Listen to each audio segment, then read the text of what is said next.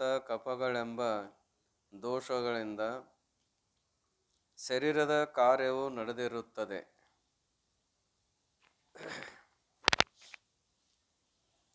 ಪರಮ ಪೂಜ್ಯ ಶ್ರೋತ್ರಿಯ ಬ್ರಹ್ಮನಿಷ್ಠರಾದ ಶ್ರೀಮದ್ ಜಗದ್ಗುರು ಶಿವಾನಂದ ಅಪ್ಪವರ ಹಾಗೂ ಸಿದ್ಧಾರೂಢ ಅಪ್ಪವರ ಶ್ರೀಚರಣಾರವಿಂದಗಳಲ್ಲಿಯೂ,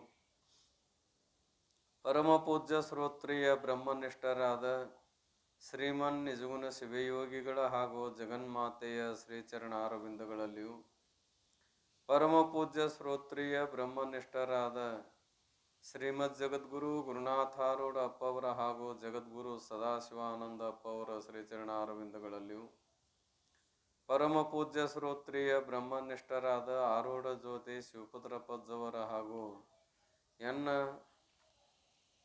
ಸದ್ಗುರುತ್ರಯರ ಶ್ರೀಚರಣಾರವಿಂದಗಳಲ್ಲಿಯೂ, ಪರಮ ಪೂಜ್ಯ ಶ್ರೋತ್ರಿಯ ಬ್ರಹ್ಮನಿಷ್ಠರಾದ ಸದ್ಗುರು ಬಸವಾನಂದ ಅಪ್ಪವರ ಹಾಗೂ ಬಸವಾದಿ ಶಿವಶರಣರ ಶ್ರೀಚರಣಾರವಿಂದಗಳಲ್ಲಿಯೂ ಅನಂತ ದೀರ್ಘದಂಡವತ್ ಪ್ರಣಾಮಗಳನ್ನು ಸಮರ್ಪಿಸಿ, ಪರಮ ಪೂಜ್ಯ ಶ್ರೋತ್ರಿಯ ಬ್ರಹ್ಮನಿಷ್ಠರಾದ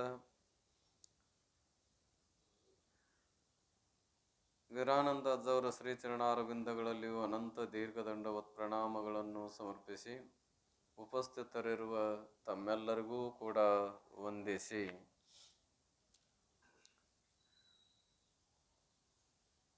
ಶರೀರದಲ್ಲಿ ರೋಗಗಳ ಬಾಧೆ ಯಾವಾಗ ಉಂಟಾಗ್ತಾ ಇದೆ ಅನ್ನುವಂಥ ವಿಷಯವನ್ನು ಪ್ರತಿಪಾದನೆ ಮಾಡ್ತಾ ಇದ್ದಾರೆ. ವ್ಯವಹಾರ ದಶಾದಲ್ಲಿ ಬ್ರಹ್ಮಾಂಡದಲ್ಲಿ ಈ ವ್ಯವಹಾರ ನಡಿಬೇಕಾದ್ರೆ ಏನು ಕಾರಣ ಅಂತ ಕೇಳಿದ್ರೆ 3 ಬೇಕು. ಅಂದರೆ ಸೂರ್ಯ, ಚಂದ್ರ, ನಕ್ಷತ್ರಗಳು. ಇವು 3 ಇದ್ವು ಅಂದ್ರೆ ಲೋಕದ ಅಥವಾ ಬ್ರಹ್ಮಾಂಡದ ವ್ಯವಹಾರ ನಡೀತಾ ಇದೆ. ಇವು 3 ಇರಲಾರ್ದೆ ಹೋದರೆ ಬ್ರಹ್ಮಾಂಡದ ವ್ಯವಹಾರವು ಎಲ್ಲವೂ ಕುಂಠಿತ ಆಗ್ತಾ ಇದೆ. ಹೇಗೋ ಹಾಗೆ ಈ ಶರೀರವೆಂಬುದೊಂದು ಇದೊಂದು ಬ್ರಹ್ಮಾಂಡ ಇದ್ದಂಗೆ. ಇದು ಈ ಶರೀರದ ವ್ಯವಹಾರವು ಸರಿಯಾಗಿ ನಡಿಬೇಕಾಗಿತ್ತು ಅಂದ್ರೆ ಏನು ಬೇಕು ಅಂದ್ರೆ 3 ಇಲ್ಲಿಯೂ ಕೂಡ ಬೇಕು. ಅವು ಯಾವಪ್ಪ ಅಂದ್ರೆ ಅವು ದೋಷ ಅಂತ ಕರೆದಾರ. ಅವಕ್ಕೆ ವಾತ ಪಿತ್ತ ಕಫಗಳೆಂಬ ದೋಷಗಳಿಂದ ಶರೀರದ ಕಾರ್ಯವು ನಡೆದಿರುತ್ತದೆ. ನಮ್ಮ ಶರೀರ ವ್ಯವಹಾರ ಎದರ ಮೇಲೆ ನಡೀತದೆ ಅಂತ ಕೇಳಿದ್ರೆ ಇವು 3 ಇರಬೇಕು. ಅರ್ಥಾತ್ ಈ 3 ದೋಷಗಳು ಸಮನಾಗಿದ್ದರೆ ಶರೀರವು ಆರೋಗ್ಯವಾಗಿರುತ್ತದೆ. ಈ 3 ವಾತ ಪಿತ್ತ ಕಫ ಇವು ಶರೀರದೊಳಗೆ ಸಮನಾಗಿದ್ದು ಅಂದ್ರೆ ಏನು ತೊಂದರೆ ಅನಿಸುವುದಿಲ್ಲ. ಸಾಮಾನ್ಯವಾಗಿ ಆಹಾರ ಏನಂದ್ರೆ ನೇರಡಿಕೆ ತೃಷೆ ಇವು ಮಾತ್ರ ಏನು ಹಸಿವು ಇವೆರಡು ಮಾತ್ರ ಏನಂತೀರಿ ನೀವು ಸಾಮಾನ್ಯವಾಗಿ ಸರಾಸರಿ ಎಲ್ಲರಲ್ಲೂ ಇರುವನೇ. ಆದರೆ ಒಂದು ಸ್ವಲ್ಪ ರೋಗಗಳ ಬಾಧೆ ಇದಕ್ಕಿಂತಲೂ ವಿಪರೀತ ಶುರುವಾದವು ಅಂದ್ರೆ ಇವು 3ರಲ್ಲಿ ವ್ಯತ್ಯಾಸ ಆಯಿತು ಅಂದ್ರೆ ಶುರುವಾಗ್ತಾ ಇದೆ. ಇವು 3 ಸರಿಯಾಗಿದ್ದು ಅಂದ್ರೆ ನಿನ್ನೆ ಹೇಳಿದ್ದೇನೆ ನಾನು, ಆ 3 ಸರಿಯಾಗಿದ್ದು ವ್ಯವಹಾರ ಮಾಡ್ತಿದ್ವು ಅಂದ್ರೆ ಅವ್ರಿಗೆ ರೋಗಾದಿಗಳ ಬಾಧೆ ವಿಶೇಷ ಕಾಡಲಿಲ್ಲ ಅಂದ್ರೆ ಅವ್ರು ಏನಂತಾರೆ, ನಾವು ಇಲ್ಲಿ ತನಕ ಕ್ವಾಸ್ ಅಂದಿಲ್ಲ ನೋಡ್ರಿ ಅಂತ. ಇವು ಸಾಮಾನ್ಯ ಭಾಷೆಯಲ್ಲಿ ಮಾತಾಡುವಾಗ ನಾವು ಇಲ್ಲಿ ತನಕ ನಾವು ಕ್ವಾಸ್ ಅಂದಿಲ್ಲ ನೋಡ್ರಿ, ಒಂದು ಗುಳಿಗೆ ಗೊತ್ತಿಲ್ಲ, ಒಂದು ಇಂಜೆಕ್ಷನ್ ಗೊತ್ತಿಲ್ಲ ಅಂತ ಸಹಜ ಅಂತಿರ್ತದೆ. ಯಾಕಂದ್ರೆ ಆ 3ರ ವ್ಯವಸ್ಥೆ ಸರಿಯಾಗಿರೋ ಪ್ರಾರಬ್ಧ ಚಲೋ ಅದ, 3 ಸಮನಾಗ್ಯದವ. ಹಿಂಗಾಗಿ ಏನಾಗ್ಯದ ಅಂತ ಕೇಳಿ ಆರೋಗ್ಯ ಅನಿಸ್ತಾ ಇದೆ. ಇನ್ನು ಪ್ರಾರಬ್ಧದಲ್ಲಿ ಸ್ವಲ್ಪ ಏನಪ್ಪಾ ಅಂತ ಕೇಳಿದ್ರೆ ಅಷ್ಟು ಇದು ಇರಲಿಲ್ಲ ಅಂದ್ರೆ ಎಳೆಳಕ ಏನಕ್ಕವು ಅಂತ ಕೇಳಿದ ರೋಗಾದಿಗಳ ಬಾಧೆ ತೋರ್ತಾ ಇದಾವೆ. ಕಾರಣ ಏನು ಅಂದ್ರೆ ಇವು 3ರಲ್ಲಿ ವ್ಯತ್ಯಾಸವಾಗೋದ್ರಿಂದ. 3 ದೋಷಗಳು ಸಮನಾಗಿದ್ದರೆ ಶರೀರವು ಆರೋಗ್ಯವಾಗಿರುತ್ತದೆ. ಈ ವಾತ ಪಿತ್ತ ಕಫ ದೋಷಗಳು ಹೆಚ್ಚು ಕಡಿಮೆಗಳಾದರೆ, ಇವು 3ರೊಳಗೊಂದಿಷ್ಟು ಹೆಚ್ಚು ಕಡಿಮೆ ಐತೆ ಅಂದ್ರೆ ರೋಗಗಳು ಹುಟ್ಟುತ್ತವೆ. ಅಲ್ಲೇನು ಪ್ರಾರಂಭ ಆಕ್ಕವು ಅಂದ್ರೆ ರೋಗಗಳು ಉತ್ಪತ್ತಿ ಆಗ್ತಾವೆ. ಅಂದರೆ ದೇಶ ಮಾಸ ಋತು ಪ್ರಕೃತಿ ಆಹಾರ ವಿಹಾರ ಮೊದಲಾದವುಗಳಿಂದ ದೋಷಗಳು ವಿಕಾರತ್ವವನ್ನು ಹೊಂದುತ್ತವೆ. ಆ 3 ದೋಷ ಏನದಾವಲ್ಲ, ವಾತ ಪಿತ್ತ ಕಫ 3 ದೋಷವೇ. 3 ಸಮಾನ ಇದ್ರೆ ಏನು ಸಮಸ್ಯೆ ಇಲ್ಲ. 3ರೊಳಗೆ ವ್ಯತ್ಯಾಸ ಆಯ್ತು ಅಂದ್ರೆ ದೇಶಕ್ಕನುಸರಿಸಿ ನಮ್ಮ ಊರಾಗ ಪಾಡಿದ್ದು ರೀ, ಅಲ್ಲಿ ಹೋಗಿ ಹಿಂಗಾತ್ರಿ ಅಂತೇಳಿ. ಅಂದ್ರೆ ಈಗ ಸಾಮಾನ್ಯವಾಗಿ ಲೋಕದೊಳ ಅನುಭವ ಏನಪ್ಪಾ ಅಂದ್ರೆ ಆರಾಮಿಲ್ಲದವ್ರನ್ನ ಏನು ಮಾಡ್ತಾರ ಅಂದ್ರೆ ಒಂದು 4 ದಿನ ಜಾಗ ಬದಲಿ ಆಗಲಿ ನಡ್ರಿ ಅಂತೇಳಿ. ಏನು ಬದಲಿ ಆಗಲಿ? ಜಾಗ ಬದಲಿ ಆಗಲಿ ಅಂತ. ಜಾಗ ಬದಲಾಕತ್ತೇವ ನಾವು ಬದಲಿ ಹಾಕ್ಯವು ಅಂದ್ರೆ ಹೇಳೋ ಅಭಿಪ್ರಾಯ ಏನದ, ಇಲ್ಲಿ ಇರೋದ್ರಿಂದ ಸ್ವಲ್ಪ ಅದು ಹಂಗೆ ಅನಿಸ್ತಾ ಇದೆ. ಒಂದು 4 ದಿನ ಆ ಕಡೆ ಬಂದೆ ಅಂದ್ರೆ ಜಾಗ ಬದಲಿ ಆತಂದ್ರೆ ಆರಾಮಕ್ಕಿ ಅಂತ ತಿಳ್ಕೊಂಡು. ಅಂದ್ರೆ ದೇಶಕ್ಕೆ ಅನುಸರಿಸಿ ಏನಾಕತಿ ಅಂದ್ರೆ ಹೆಚ್ಚು ಕಡಿಮೆ ತೋರ್ತಿರ್ತದೆ. ಆಮೇಲೆ ಏನಪ್ಪ ಅಂದ್ರೆ ಮಾಸ ತಿಂಗಳಿಗದ ಅಂದ್ರೆ ಆಯಾಯ ತಿಂಗಳಿಗೆ ಅನುಸರಿಸಿ ಏನ್ರಿ ಈ ಈ ಸದ್ಯ ಏನದಪ್ಪ ಅಂದ್ರೆ ಮಳೆಗಾಲ ಇರುವುದರಿಂದ ಹೆಚ್ಚು ಕಡಿಮೆ ಏನು ಅಂತ ಕೇಳಿದ್ರೆ ನೆಗಡಿ ಕೆಮ್ಮು ಮೊದಲಾದವು ವಿಶೇಷವಾಗಿ ತೋರ್ತಿರ್ತಾವೆ ಈ ತಿಂಗಳ. ಮುಂದೆ ಮತ್ತೆ ಇವು ಏನಪ್ಪ ಅಂದ್ರೆ ಒಂದು ಸಂಧಿ ಮಾಸ ಅಂತ ಇರ್ತಾವು. ಈ ತಿಂಗಳು ಹೋಗಿ ಮುಂದಿನ ತಿಂಗಳು ಪ್ರವೃತ್ತಿ ಆಗುವಾಗ ಒಂಥರ ಹವಾ ಬದಲಲ್ಲಿ ಹಾಕಿರ್ತದೆ. ಅದಕ್ಕನುಸರಿಸಿ ರೋಗದ ಬಾಧೆಗಳು ತೋರ್ತಾ ಇದಾವೆ. ಆಮೇಲೆ ಋತು ಋತು ಅಂದ್ರೆ 6 ಋತುಗಳದಾವು. 2 ತಿಂಗಳದ್ದು ಒಂದು ಋತು ಅಂತ ಏನು ಕರಿತೇವೆ. ಆಯಾಯ ಋತುಕ್ಕನುಸರಿಸಿ ಏನಾಕತ್ತಪ್ಪ ಅಂತ ಕೇಳಿ ಶರೀರದಲ್ಲಿ ರೋಗದ ಬಾಧೆ ತೋರ್ತಾ ಇದೆ.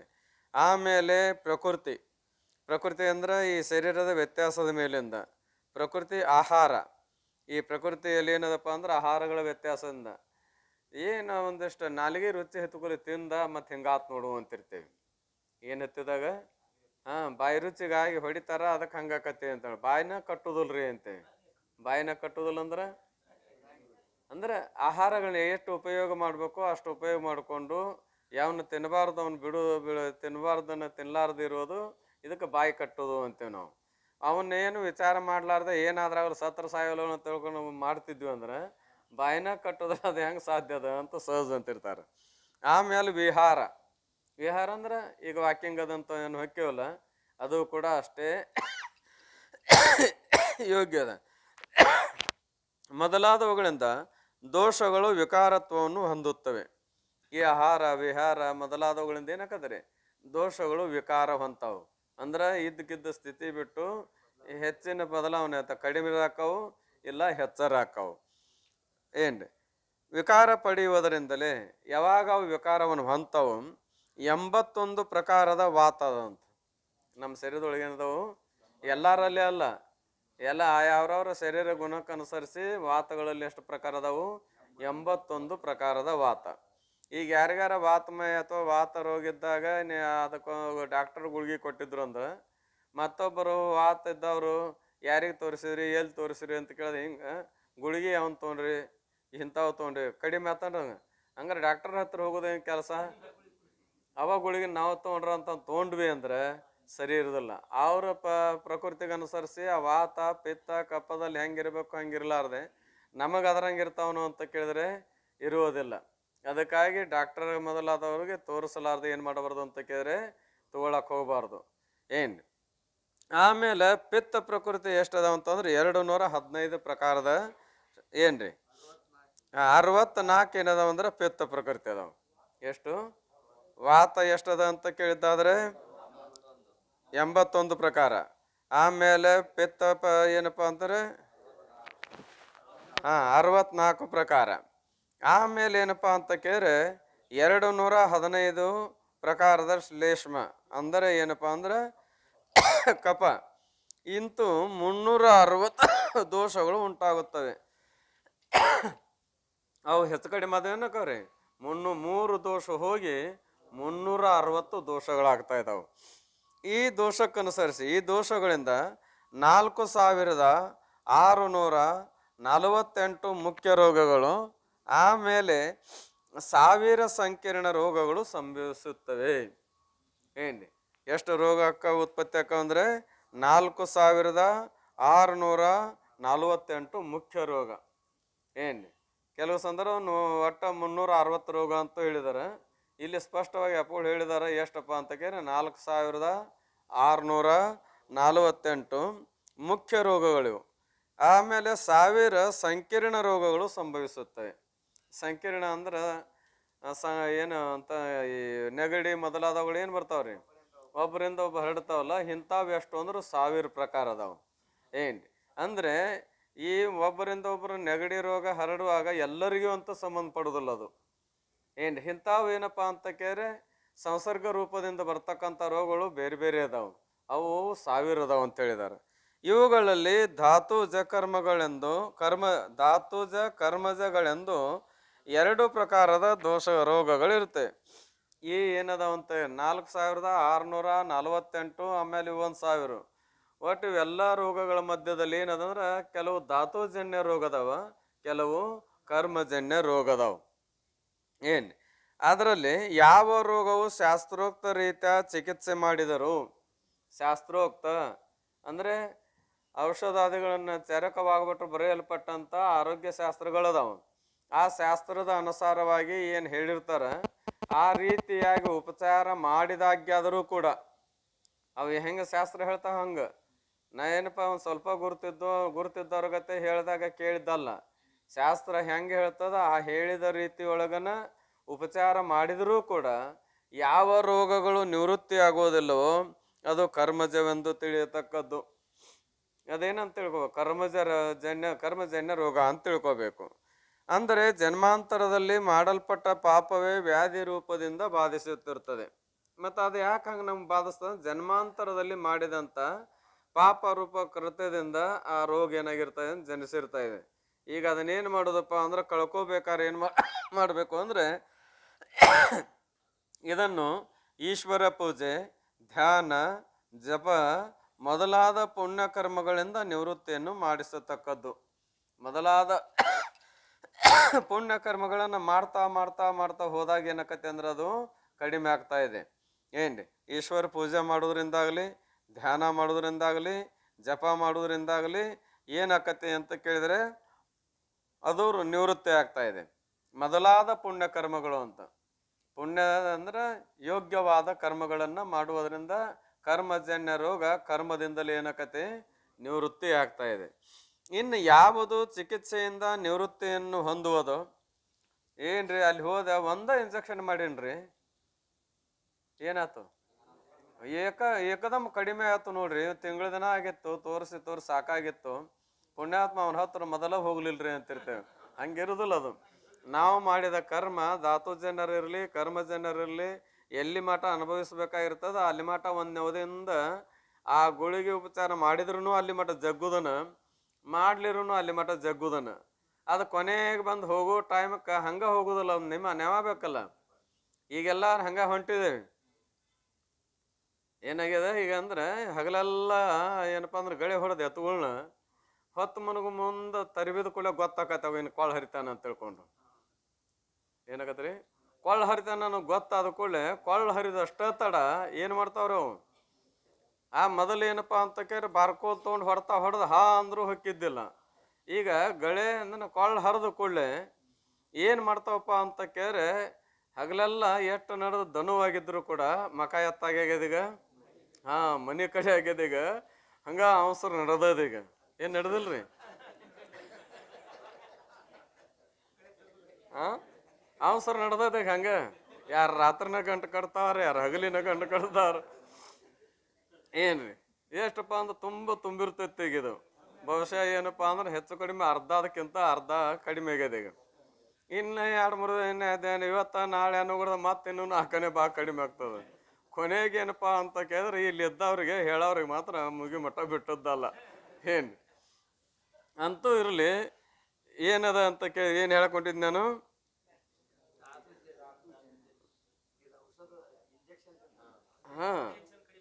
ಒಂದ ಇಂಜೆಕ್ಷನ್ ಕಡಿಮೆ ಆಯ್ತು ನೋಡ್ರಿ ಅಂತ. ಹಂಗೆ ಅದು ಅಲ್ಲಿ ಮಾಟ ಜಗ್ಗಬೇಕಾಗಿರ್ತೈತೆ. ಅದು ಅಲ್ಲಿ ಮಾಟ ಜಗ್ಗಿ ಆಮೇಲೆ ಹೋಗುವಾಗ ನಿಮಿತ್ತ ಬೇಕನ್ನೆಲ್ಲ. ಯಾಕಂದ್ರೆ 2 ದಿನ ಮುಗಿಸಿ ಹೋಗ್ಬೇಕು ಅಂದು ಕೂಡಲೇ ಏನಂತ ಮನೆ ಕಡಿದು ಅನೇಕ ತಕರಾರು ಹೇಳ್ತಾರೆ. ಇರಲಿ, ಅದಂತೂ ಈಗ ಏನದ ಹೋಗೋ ಪ್ರಸಂಗ ಬಂದಿತ್ತು ಅಂದ್ರೆ ಒಂದು ನೆವ ಮಾಡ್ಕೊಂಡು ಹೋಗ್ತದ. ಪ್ರಸಿದ್ಧವಾಗಿ ನಮ್ಮ ಗಂಗಾಧರಪ್ಪಳು ಒಂದು ದೃಷ್ಟಾಂತ ಕೊಡ್ತಿದ್ರು. ಯಾರದು? ತುಕಾರಾಮ್ ಮಹಾರಾಜರದು. ಹಾಗೆ ಈಗ ನಂಗೆ ವ್ಯವಸ್ಥೆ ಏನಪ್ಪಾ ಅಂದ್ರೆ ಬಸ್ಸು ವಾಹನಗಳು ಡಾಕ್ಟರ್ಗೆ ವ್ಯವಸ್ಥೆ ಇರಲಿಲ್ಲ. ಹತ್ತಳಿಗೊಬ್ಬ ಎಲ್ಲೋ ಡಾಕ್ಟರ್. ಆಮೇಲೆ ಏನಪ್ಪಾ ಅಂದ್ರೆ ನಡ್ಕೊತ ಹೋಗ್ಬೇಕು, ನಡ್ಕೊತನ ಬರಬೇಕು. ಇಂಥ ಸಂದರ್ಭ 2 ತಿಂಗಳು ಅವ್ರಿಗೆ ಒಂದು ಆರಾಮಿಲ್ಲದಕ್ಕಾಗಿ 2 ತಿಂಗಳು ಔಷಧ ತೊಗೊಳಕ್ಕೆ ಒಂದು ಕಡೆ ಹೋಗಿದ್ರು. ದಿನ ನಡ್ಕೊತ ಹೋಗ್ಬೇಕು, ನಡ್ಕೊತ ಬರಬೇಕು. 2 ತಿಂಗಳು ಅಡ್ಡಾಡಿ ಔಷಧ ತೊಗೊಂಡ್ರು ಕಡಿಮೆ ಆಗಲಿಲ್ಲ. ಮುಂದೆ ಕೊನೆಗೆ ಅದು ಸರಿ ಟೈಮ್ಗೆ ಬಂದಾಗ 2 ತಿಂಗಳು ಅಡ್ಡಲ್ಲ ಸರಿ ಟೈಮ್ಗೆ ಬಂದಾಗ ಬರುವಾಗ ಏನಾಯ್ತು ಅಂದ್ರೆ ಊರ ಕಡೆ ಬರುವಾಗ ನನ್ನ ತಪ್ಲ ತಿನ್ನು ನಿನಗೆ ಆರಾಮಕತಿ ಅಂತ ಧ್ವನಿ ಬಂತು. ಏನು ತಿಂದ್ರ? ನನ್ನ ತಪ್ಲ ತಿನ್ನಿ 2 ದಿನದಾಗ ಆರಾಮಕ್ಕೆ ನೋಡು ಅಂತ ಧ್ವನಿ ಬಂತಂದ. ಯಾರದಾರ ಇಲ್ಲಿ ಅಂತ ಅತ್ತಾಗಿತ್ತ ಹೊಳ್ಳಿ ನೋಡಿದ್ರೆ ಯಾರು ಕಾಣಲಿಲ್ಲ. ಮತ್ತೆ ಹೊಂಡ್ರು, ಹೋಗ್ಬೇಡು, ನನ್ನ ಮಾತು ಕೇಳು, ನನ್ನ ತಪ್ಲ ತಿನ್ನಿ 2 ದಿನದಾಗ ನಿನಗೆ ಆರಾಮಕತಿ ಅಂತ. ಲಕ್ಷ ಓಟ ಕೇಳಿದ್ರೆ ಒಂದು ಗಿಡದ ಕಡೆಯಿಂದ ಧ್ವನಿ ಬಂತು. ಇಲ್ಲಿ ಯಾರದಾರ ಅಂತ ತಿಳ್ಕೊಂಡು ಆ ಗಿಡದ ಬುಡಕ್ಕೆ ಹೋಗಿ ನಿಂತರು. ನಿಂತು ಅಲ್ಲಿ ಯಾರು ಕಾಣ್ಲಾರಕ್ಕೆ ಮತ್ತೆ ಹೊಳ್ಳಿ ಹೊಂಟ್ರು. ಇಲ್ಲಿ ಮಾಟ ಬಂದು ಹಂಗೆ ಹೋಗ್ಬೇಡು, ನಂದೊಂದು 2 ಎಲೆ ತಪ್ಲ ತಿನ್ನು, 2 ದಿನದಾಗ ನಿನಗೆ ಆರಾಮಕತಿ ಅಂತ ಧ್ವನಿ ಬಂದು ಕೂಡ ಗುರುತತ್ತಲ್ಲ. ಅವಾಗ ಅವ್ರಂದ್ರಂತ, ನಾವಾಗಿದ್ರೆ ಓಡಾಡಿ ತಿಂತಿದ್ವಿ, 2 ದಿನದಾಗ ಆರಾಮಕತಿ ಅನ್ನೋದ್ರೆ ಏನು ಮಾಡ್ತಿದ್ರಿ? 2 ಯಾಕೆ ಒಂದು ತೆಕ್ಕಿನ ತಿಂದ್ರೆ ಅದನ್ನು ತಿಂತಿದ್ವಿ. ಅವ್ರಂದ್ರು ತುಕಾರ ಮಹಾರಾಜರಂತ, ನಾ 2 ಎಲೆ ನಿಂದ ತಿಂದ್ರೂ ಆರಾಮಕ್ಕೇನಿ, ತಿನ್ಲಿರೂ ಆರಾಮಕ್ಕೇನಿ, ನಿನ್ನ ತಿಂದು ಹೋತ್ ಅನಿಸ್ಕೊಳ್ಳೋದ್ರಾಗ ಏನು ಕೆಲಸ ಅದ? ಹೋಗುದ ಅದು 2 ದಿನದಾಗ. ಒಂದು ವೇಳೆ ನಿನ್ನ ತಪ್ಪಲಾ ತಿಂದ್ರೆ ಆರಾಮಾಗುವಂಗಿತ್ತಂದ್ರೆ 2 ತಿಂಗಳಾತ್ ನಾ ಇಲ್ಲಿ ಅಡ್ಡಾಡಕತ್ತಿ. 2 ತಿಂಗಳಾಯ್ತು. ನಾ ಯಾಕೆ ಅಡ್ಡಾಡ್ಯಾನ ನಿನಗೆ ಮೊದಲ ಗೊತ್ತದ, ಆರಾಮಿಲ್ಲದಕ್ಕೆ ಅಡ್ಡಾಡ್ತಾನ ಅನ್ನೋದು. ಮತ್ತು ನೀ ಆಗ ಹೇಳಿದ್ದೆ ಅಂದ್ರೆ 2 ತಪ್ಪಲಾದ್ರೆ ಆಗ ಆರಾಮಕ್ಕಿತ್ತು. ಈಗ 2 ದಿವಸದಾಗ ನಾ ಆರಾಮಕ್ಕೇನಿ, ನಾನು ತಪ್ಪಲಾ ತಿಂದು ಹೋತು ಅನ್ನಸಾಕ ನೀ ಮಾಡ್ತಿ, ನನಗೇನು ಬೇಕಾಗಿಲ್ಲ ಅಂತ ಬಿಟ್ಕೊಟ್ಟು ಹೋದ್ರಂತ. 2 ದಿವಸದಾಗ ಆರಾಮನ ಆಯ್ತಂತ. ಏನು ಇದು ಸುಳ್ಳನು ಅಂತ ಕೇಳಿದ್ರೆ ಸುಳ್ಳಲ್ಲ.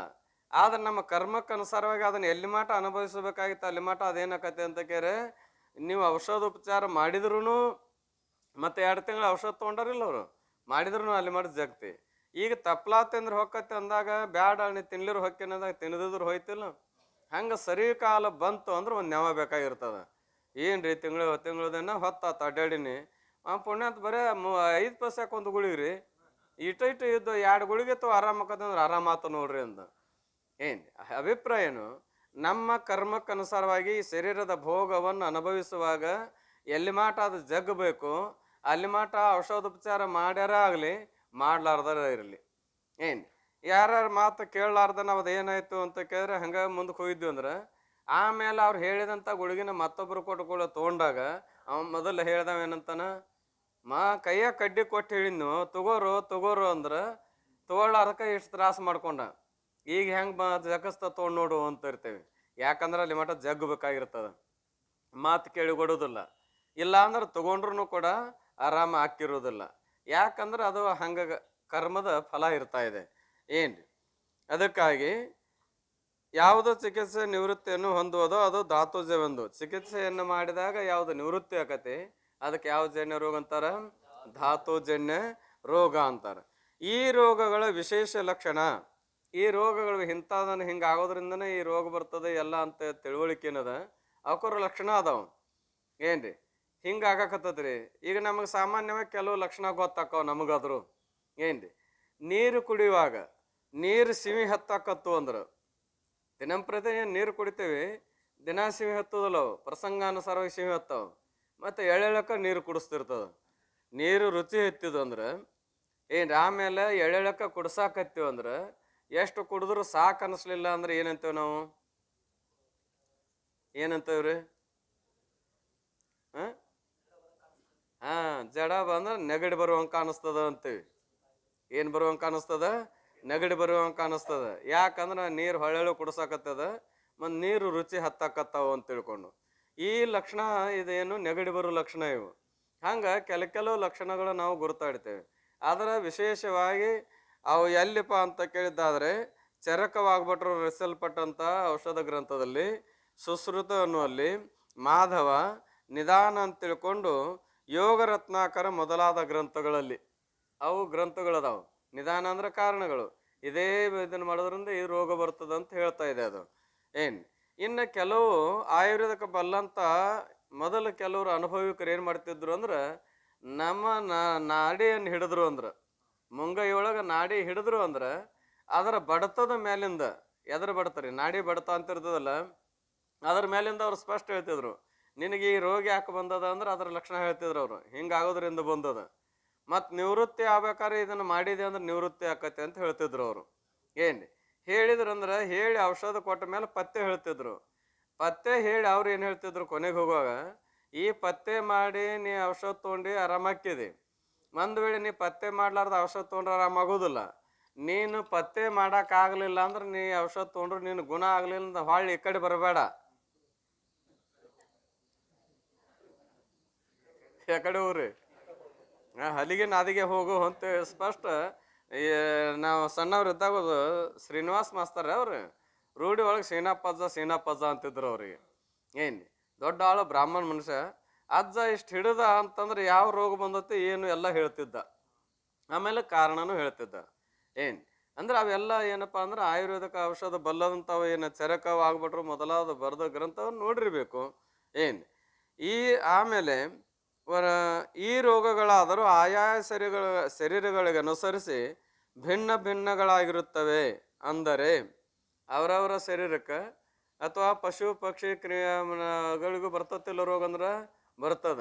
ಅವಕ್ಕರ ಶರೀರಕ್ಕೆ ಬರೋ ರೋಗದ ವ್ಯವಸ್ಥೆನೇ ಬೇರೆ, ನಮ್ಮ ಶರೀರಗಳಿಗೆ ಬರೋ ವ್ಯವಸ್ಥೆನೇ ಬೇರೆ.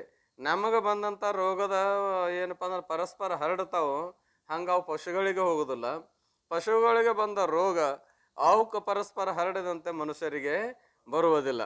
ಗೋ, ಅಶ್ವ, ಮನುಷ್ಯ ಮೊದಲಾದ ಜಾತಿಯ ಶರೀರಗಳಿಗೆ ಉಚಿತವಾಗಿ ಅಂದ್ರೆ ಆಯಾ ಶರೀರಕ್ಕೆ ಅನುಸರಿಸಿ ರೋಗಗಳು ಬೇರೆ ಬೇರೆ ಆಗಿರುತ್ತವೆ. ರೋಗ ಏನದವ್ರಿ, ಅವಕ್ಕೆ ಬಂದ್ರೆ ನಮಗೆ ಬರುವುದಿಲ್ಲ, ನಮಗೆ ಬಂದ್ರೆ ಅವಕ್ಕೆ ಹೋಗುವುದಿಲ್ಲ. ಅನುಭವ ಏನಪ್ಪ ಅಂದ್ರೆ ಈಗ ಮೊನ್ನೆ ತಾಜಾ ರೋಗ ಬಂದು ಹೋತ್ ನಮಗೆ. ಯಾವ್ದ್ರಿ? ಎಂತೆಂಥವ್ರನ್ನ ಮುರಿದು ಮುದ್ದಿ ಮಾಡ್ತೀವಿ. ಏನಪ್ಪ ಅಂದ್ರೆ ಬರೀ ಏನಂದ್ರೆ ಏನಂತಿರಲ್ಲ ಅದಕ್ಕೆ. ಕೆಬ್ಬನ ಮುಟ್ಟಿದ್ರೆ ಬರ್ತತಿ, ಗಾಡಿ ಮುಟ್ಟಿದ್ರೆ ಬರ್ತತಿ, ಆಮೇಲೆ ಬಡಿಗೆ ಹಿಡಿದ್ರೆ ಬರ್ತತಿ. ಮತ್ತೆ ಏನು ಹಿಡಿದೀನಿ ಮನೆ ಅವನು ಬಿಟ್ಟು ವ್ಯವಹಾರ ಮಾಡಕ್ಕೆ ಬರುವಂಗಿಲ್ಲ. ನೀವು ಮನ್ಯಾಗ ಅಡ್ಡಾಡ್ಬೇಕಾದ್ರೆ ಪ್ರಸಂಗ ಬಂದ್ರೆ ಗಾಡಿ ಹಿಡ್ದು ಅಡ್ಡಾಡ್ತೇವೆ ಇಲ್ಲೋ. ಆಮೇಲೆ ಅಲ್ಲಿ ಮುಂದೆ ಕೆಲಸ ಮಾಡ್ಬೇಕಾದ್ರೆ ಕೆಬ್ಬನ ಹಿಡಿಬೇಕೋ ಬೇಡೋ. ಆಮೇಲೆ ಏನಪ್ಪ ಅಂತ ಹಿಂಗೆಲ್ಲ ಇವೆಲ್ಲ ಮಾಡ್ಲಾರ್ದ ವ್ಯವಹಾರ ಇಲ್ಲ. ಮತ್ತು ಮುಟ್ಟಿದ್ರೆ ಬರ್ತದಂದ್ರೆ ಮತ್ತೆ ಮುಟ್ಲಾರ್ದ ಕುಂದ್ರುದು ಇಲ್ಲಿ. ಅಂತೂ ಏನದ ಅಂದ್ರೆ ಅದ ನಮ್ಗೆ ಉಣಿಸ್ಬೇಕಾದಾಗ ಆ ನೆವ ಆಗ್ಯದ ಇರಲಿ. ಅಂತೂ ಏನಪ್ಪ ಅಂತ ಕೇಳಿದಾದ್ರೆ ಅದನ್ನು ಮುಟ್ಟಿದ್ರು ಅವನ್ನ. ಈ ರೋಗ ಮನುಷ್ಯರಿಗೆ ಅಷ್ಟೇ ತಗಲ್ತು, ಆಕಳುಗಳಿಗೆ ಅದು ಬಂತು. ಈ ರೋಗ ಅವಕ್ಕೆ ಸಂಬಂಧಪಡಲಿಲ್ಲ. ಏನು ಅವನ್ನ ಯಾರು ದವಾಖಾನೆ ಹೋಗೋದೇನು ಆ ಟೈಮ್ದಾಗ? ಕೊರೋನಾ ಬಂದದ, ಎಮ್ಮೆ ಬೇರೆ ಕಟ್ರಿ, ಆಕಳ ಬೇರೆ ಕಟ್ರಿ, ನಾಯಿ ಬೇರೆ ಕಟ್ರಿ ಅಂತ ಕಟ್ಟೇವನು ಇಲ್ಲ. ಮತ್ತು ಇನ್ನು ಅವಕ್ಕೆ ರೋಗ ಬಂತು ಆಮೇಲೆ ಒಂದು.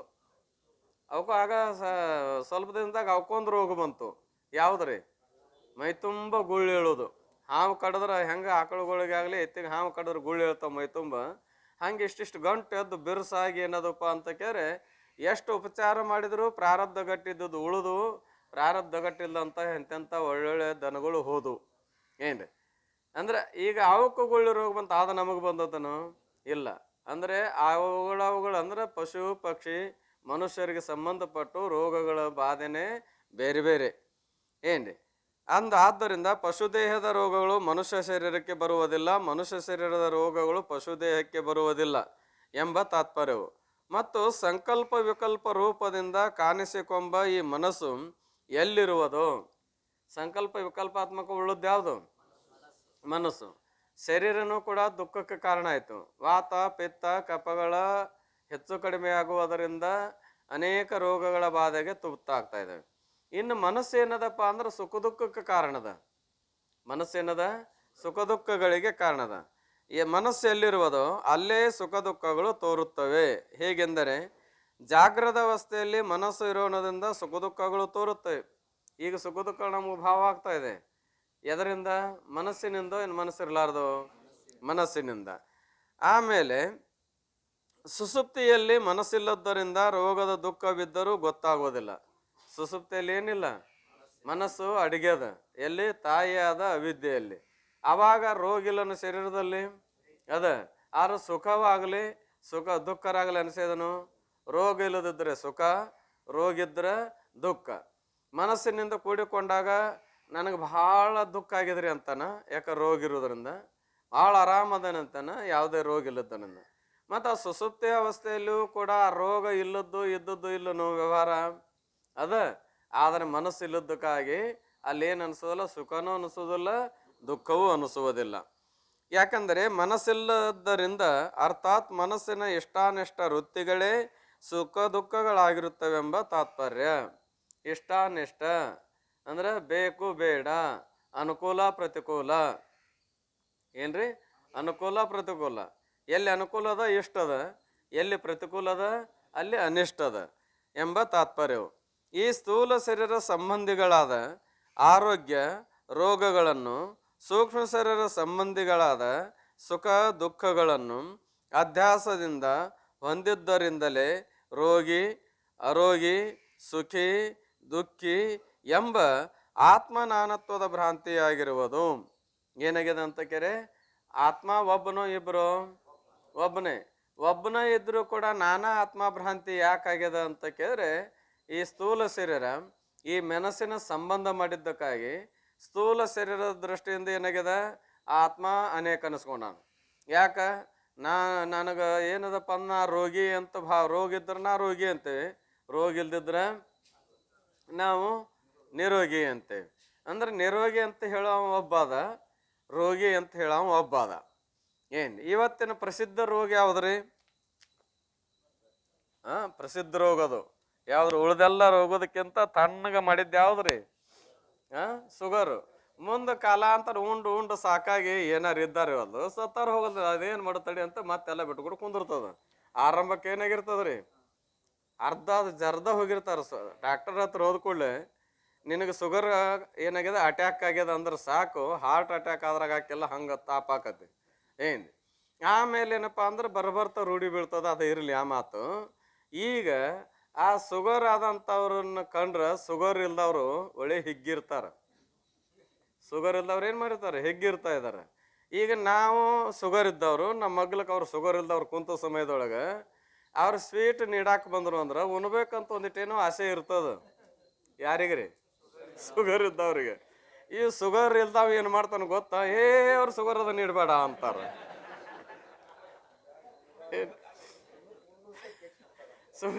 ಶುಗರ್ ಅದವ್ರಿಗೆ ನೀಡಬೇಡ ಅಂತಾರ. ಆ ಸಮಯದಲ್ಲಿ ಒಳ್ಳೆ ಇವನ್ ಮಗಳು ಕುಂತಪ್ಪ ಅನ್ನೋಂಗ ಹಾಕದ್ ಮತ್ತೇನ್ ಮಾಡೋದು. ಹೇಳೋ ಅಭಿಪ್ರಾಯ ಏನದ, ಈಗ ಅದೇನದ, ನಾ ರೋಗಿ, ಶುಗರ್ ಇದ್ದವಂಗ ಏನ್ ಭಾವ ಇರ್ತದ, ನನಗ ರೋಗ ಅದ, ನನಗೆ ಶುಗರ್ ಇಂದ ತ್ರಾಸ ಆಕತ್ತೆ ಅನ್ನೋದು ನನಗ್ ಭಾವ ಅದ.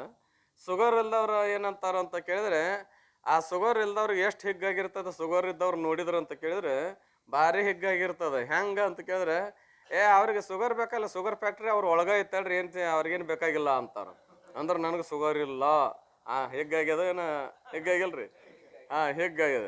ಹಿಗ್ಗಾಗಿ ಅವ್ರು ಏನಂತಾರು, ಚಹಾ ಕೊಡೋರು ಅಥವಾ ಸ್ವೀಟ್ ನೀಡೋರು, ಚಹಾ ಕಾಸುವಾಗ ವಿಶೇಷ ಶುಗರ್ ಲೆಸ್ ಮಾಡೋಣ್ರಿ, ಶುಗರ್ ಪ್ಲಸ್ ಮಾಡೋಣ ಅಂತ. ಶುಗರ್ ಲೆಸ್ ಮಾಡೋಣನ್ರಿ ಅಂತ ಕೇಳ್ಕೊಳ್ಳೆ ಪ್ಲಸ್ ಅನ್ನೋದು ಬೇಕಾಗಿಲ್ಲ. ಏನು ಹಂಗೇನಿಲ್ಲಲ್ರಿ, ಬೇಕಾದಷ್ಟು ಸಕ್ಕರೆ ಹಾಕ್ರಿ ಅಂತವ್ರು. ಅವ್ರು ಒಳ್ಳೆ ಹಿಗ್ಲಿ ಅಂತ ಬಂದನೆ, ಲೆಸ್ ಪಸ್ ಇಲ್ಲ, ನಾವು ಪ್ಲಸ್ ಅಂತ. ಏನ್ರಿ ಹೇಳೋ ಅಭಿಪ್ರಾಯನು, ನಾ ಆರೋಗಿ, ಪ್ಲಸ್ ಇದ್ದವ ಅವನ ಭಾವ ಆರೋಗಿ, ಈ ಲೆಸ್ ಇದ್ದವ ರೋಗಿ. ಮತ್ತು ರೋಗಿ ಅರೋಗಿ ಒಬ್ಬ ಹೋಗಿ ಏನಾದೀಗ ಇಬ್ರದು. ಇನ್ನ ರೋಗ ಇದ್ದವ ನಾ ದುಃಖಿ ಅಂತಾನೋ ಸುಖಿ ಅಂತಾನೋ? ನಾ ದುಃಖಿ ಅಂತಾನ. ಅರೋಗ ಇದ್ದವ ಅಂದ್ರೆ ರೋಗ ಇಲ್ದವ ನಾ ಸುಖಿ ಅಂತಾನ. ಮತ್ತು ಈ ರೋಗಿ ನಿರೋಗಿ ಆಮೇಲೆ ಸುಖಿ ದುಃಖಿ ಇವನು ಅನುಭವ ಮಾಡುವಾಗ ಒಬ್ಬನ ಅನುಭವಿಸ್ತಾನೋ? ಸುಖ ದುಃಖ ಎರಡು ಎಕ್ಕಲ್ತ ಒಬ್ಬನ ಅನುಭವಿಸ್ತಾನೋ? ನೀ ಇಲ್ಲ. ಒಬ್ಬ ಏನಂತಾನ, ನಾವು ಆರಾಮದೇವ್ರಿ ಅಂತಾರ, ಒಬ್ಬ ಏನಂತಾನ ಆರಾಮಿಲ್ಲ ಅಂತಾನ. ಅಂದಮೇಲೆ ಈ ದೇಹದ ಧರ್ಮ ಆಮೇಲೆ ಮನಸ್ಸಿನ ಧರ್ಮ ತನ್ನ ಮೇಲೆ ಆರೋಪ ಮಾಡಿಕೊಂಡು ಈಗ ಏನಾಗಿದಾನ, ಅನೇಕ ಆಗಿ ತೋರಾಕತ್ತಾನೋ, ಏನು ಒಬ್ಬನೇ ಅದಾನೋ? ಅನೇಕ ಆಗಿ ತೋರ್ಲಿಕ್ಕೆ ಹತ್ತಿದಾನ. ಶರೀರ ಸಂಬಂಧಿಗಳಾದ ಸುಖ ದುಃಖಗಳನ್ನ ಸೂಕ್ಷ್ಮ ಶರೀರ ಸಂಬಂಧಿಗಳಾದ ಸುಖ ದುಃಖಗಳನ್ನ ಅಧ್ಯಾಸದಿಂದ ಹೊಂದಿದ್ದರಿಂದಲೇ ರೋಗಿ ಆರೋಗಿ ಅಂದ್ರೆ ರೋಗ ಇಲ್ಲದವನು, ಆಮೇಲೆ ಏನಪ್ಪಾ ಅಂದ್ರೆ ಸುಖಿ ದುಃಖಿ ಎಂಬ ಆತ್ಮನಾನತ್ವದ ಭ್ರಾಂತಿ ಆಗಿರುವುದು. ಏನಂದ್ರೆ ಆತ್ಮ ಒಬ್ಬಿದ್ದು ನಾನಾ ಅಂತ ಭಾವ ಆಗ್ಯದ. ಅಂದರೆ ಸಾಂಖ್ಯ, ಪಾತಂಜಲಿ, ನ್ಯಾಯ, ವೈಶೇಷಿಕ, ಪೂರ್ವ ಮೀಮಾಂಸಕ ಅಂದ್ರೆ 6 ಮಂದಿ ಮೀಮಾಂಸಕರು, 6 ಮಂದಿ ಶಾಸ್ತ್ರಕಾರರು.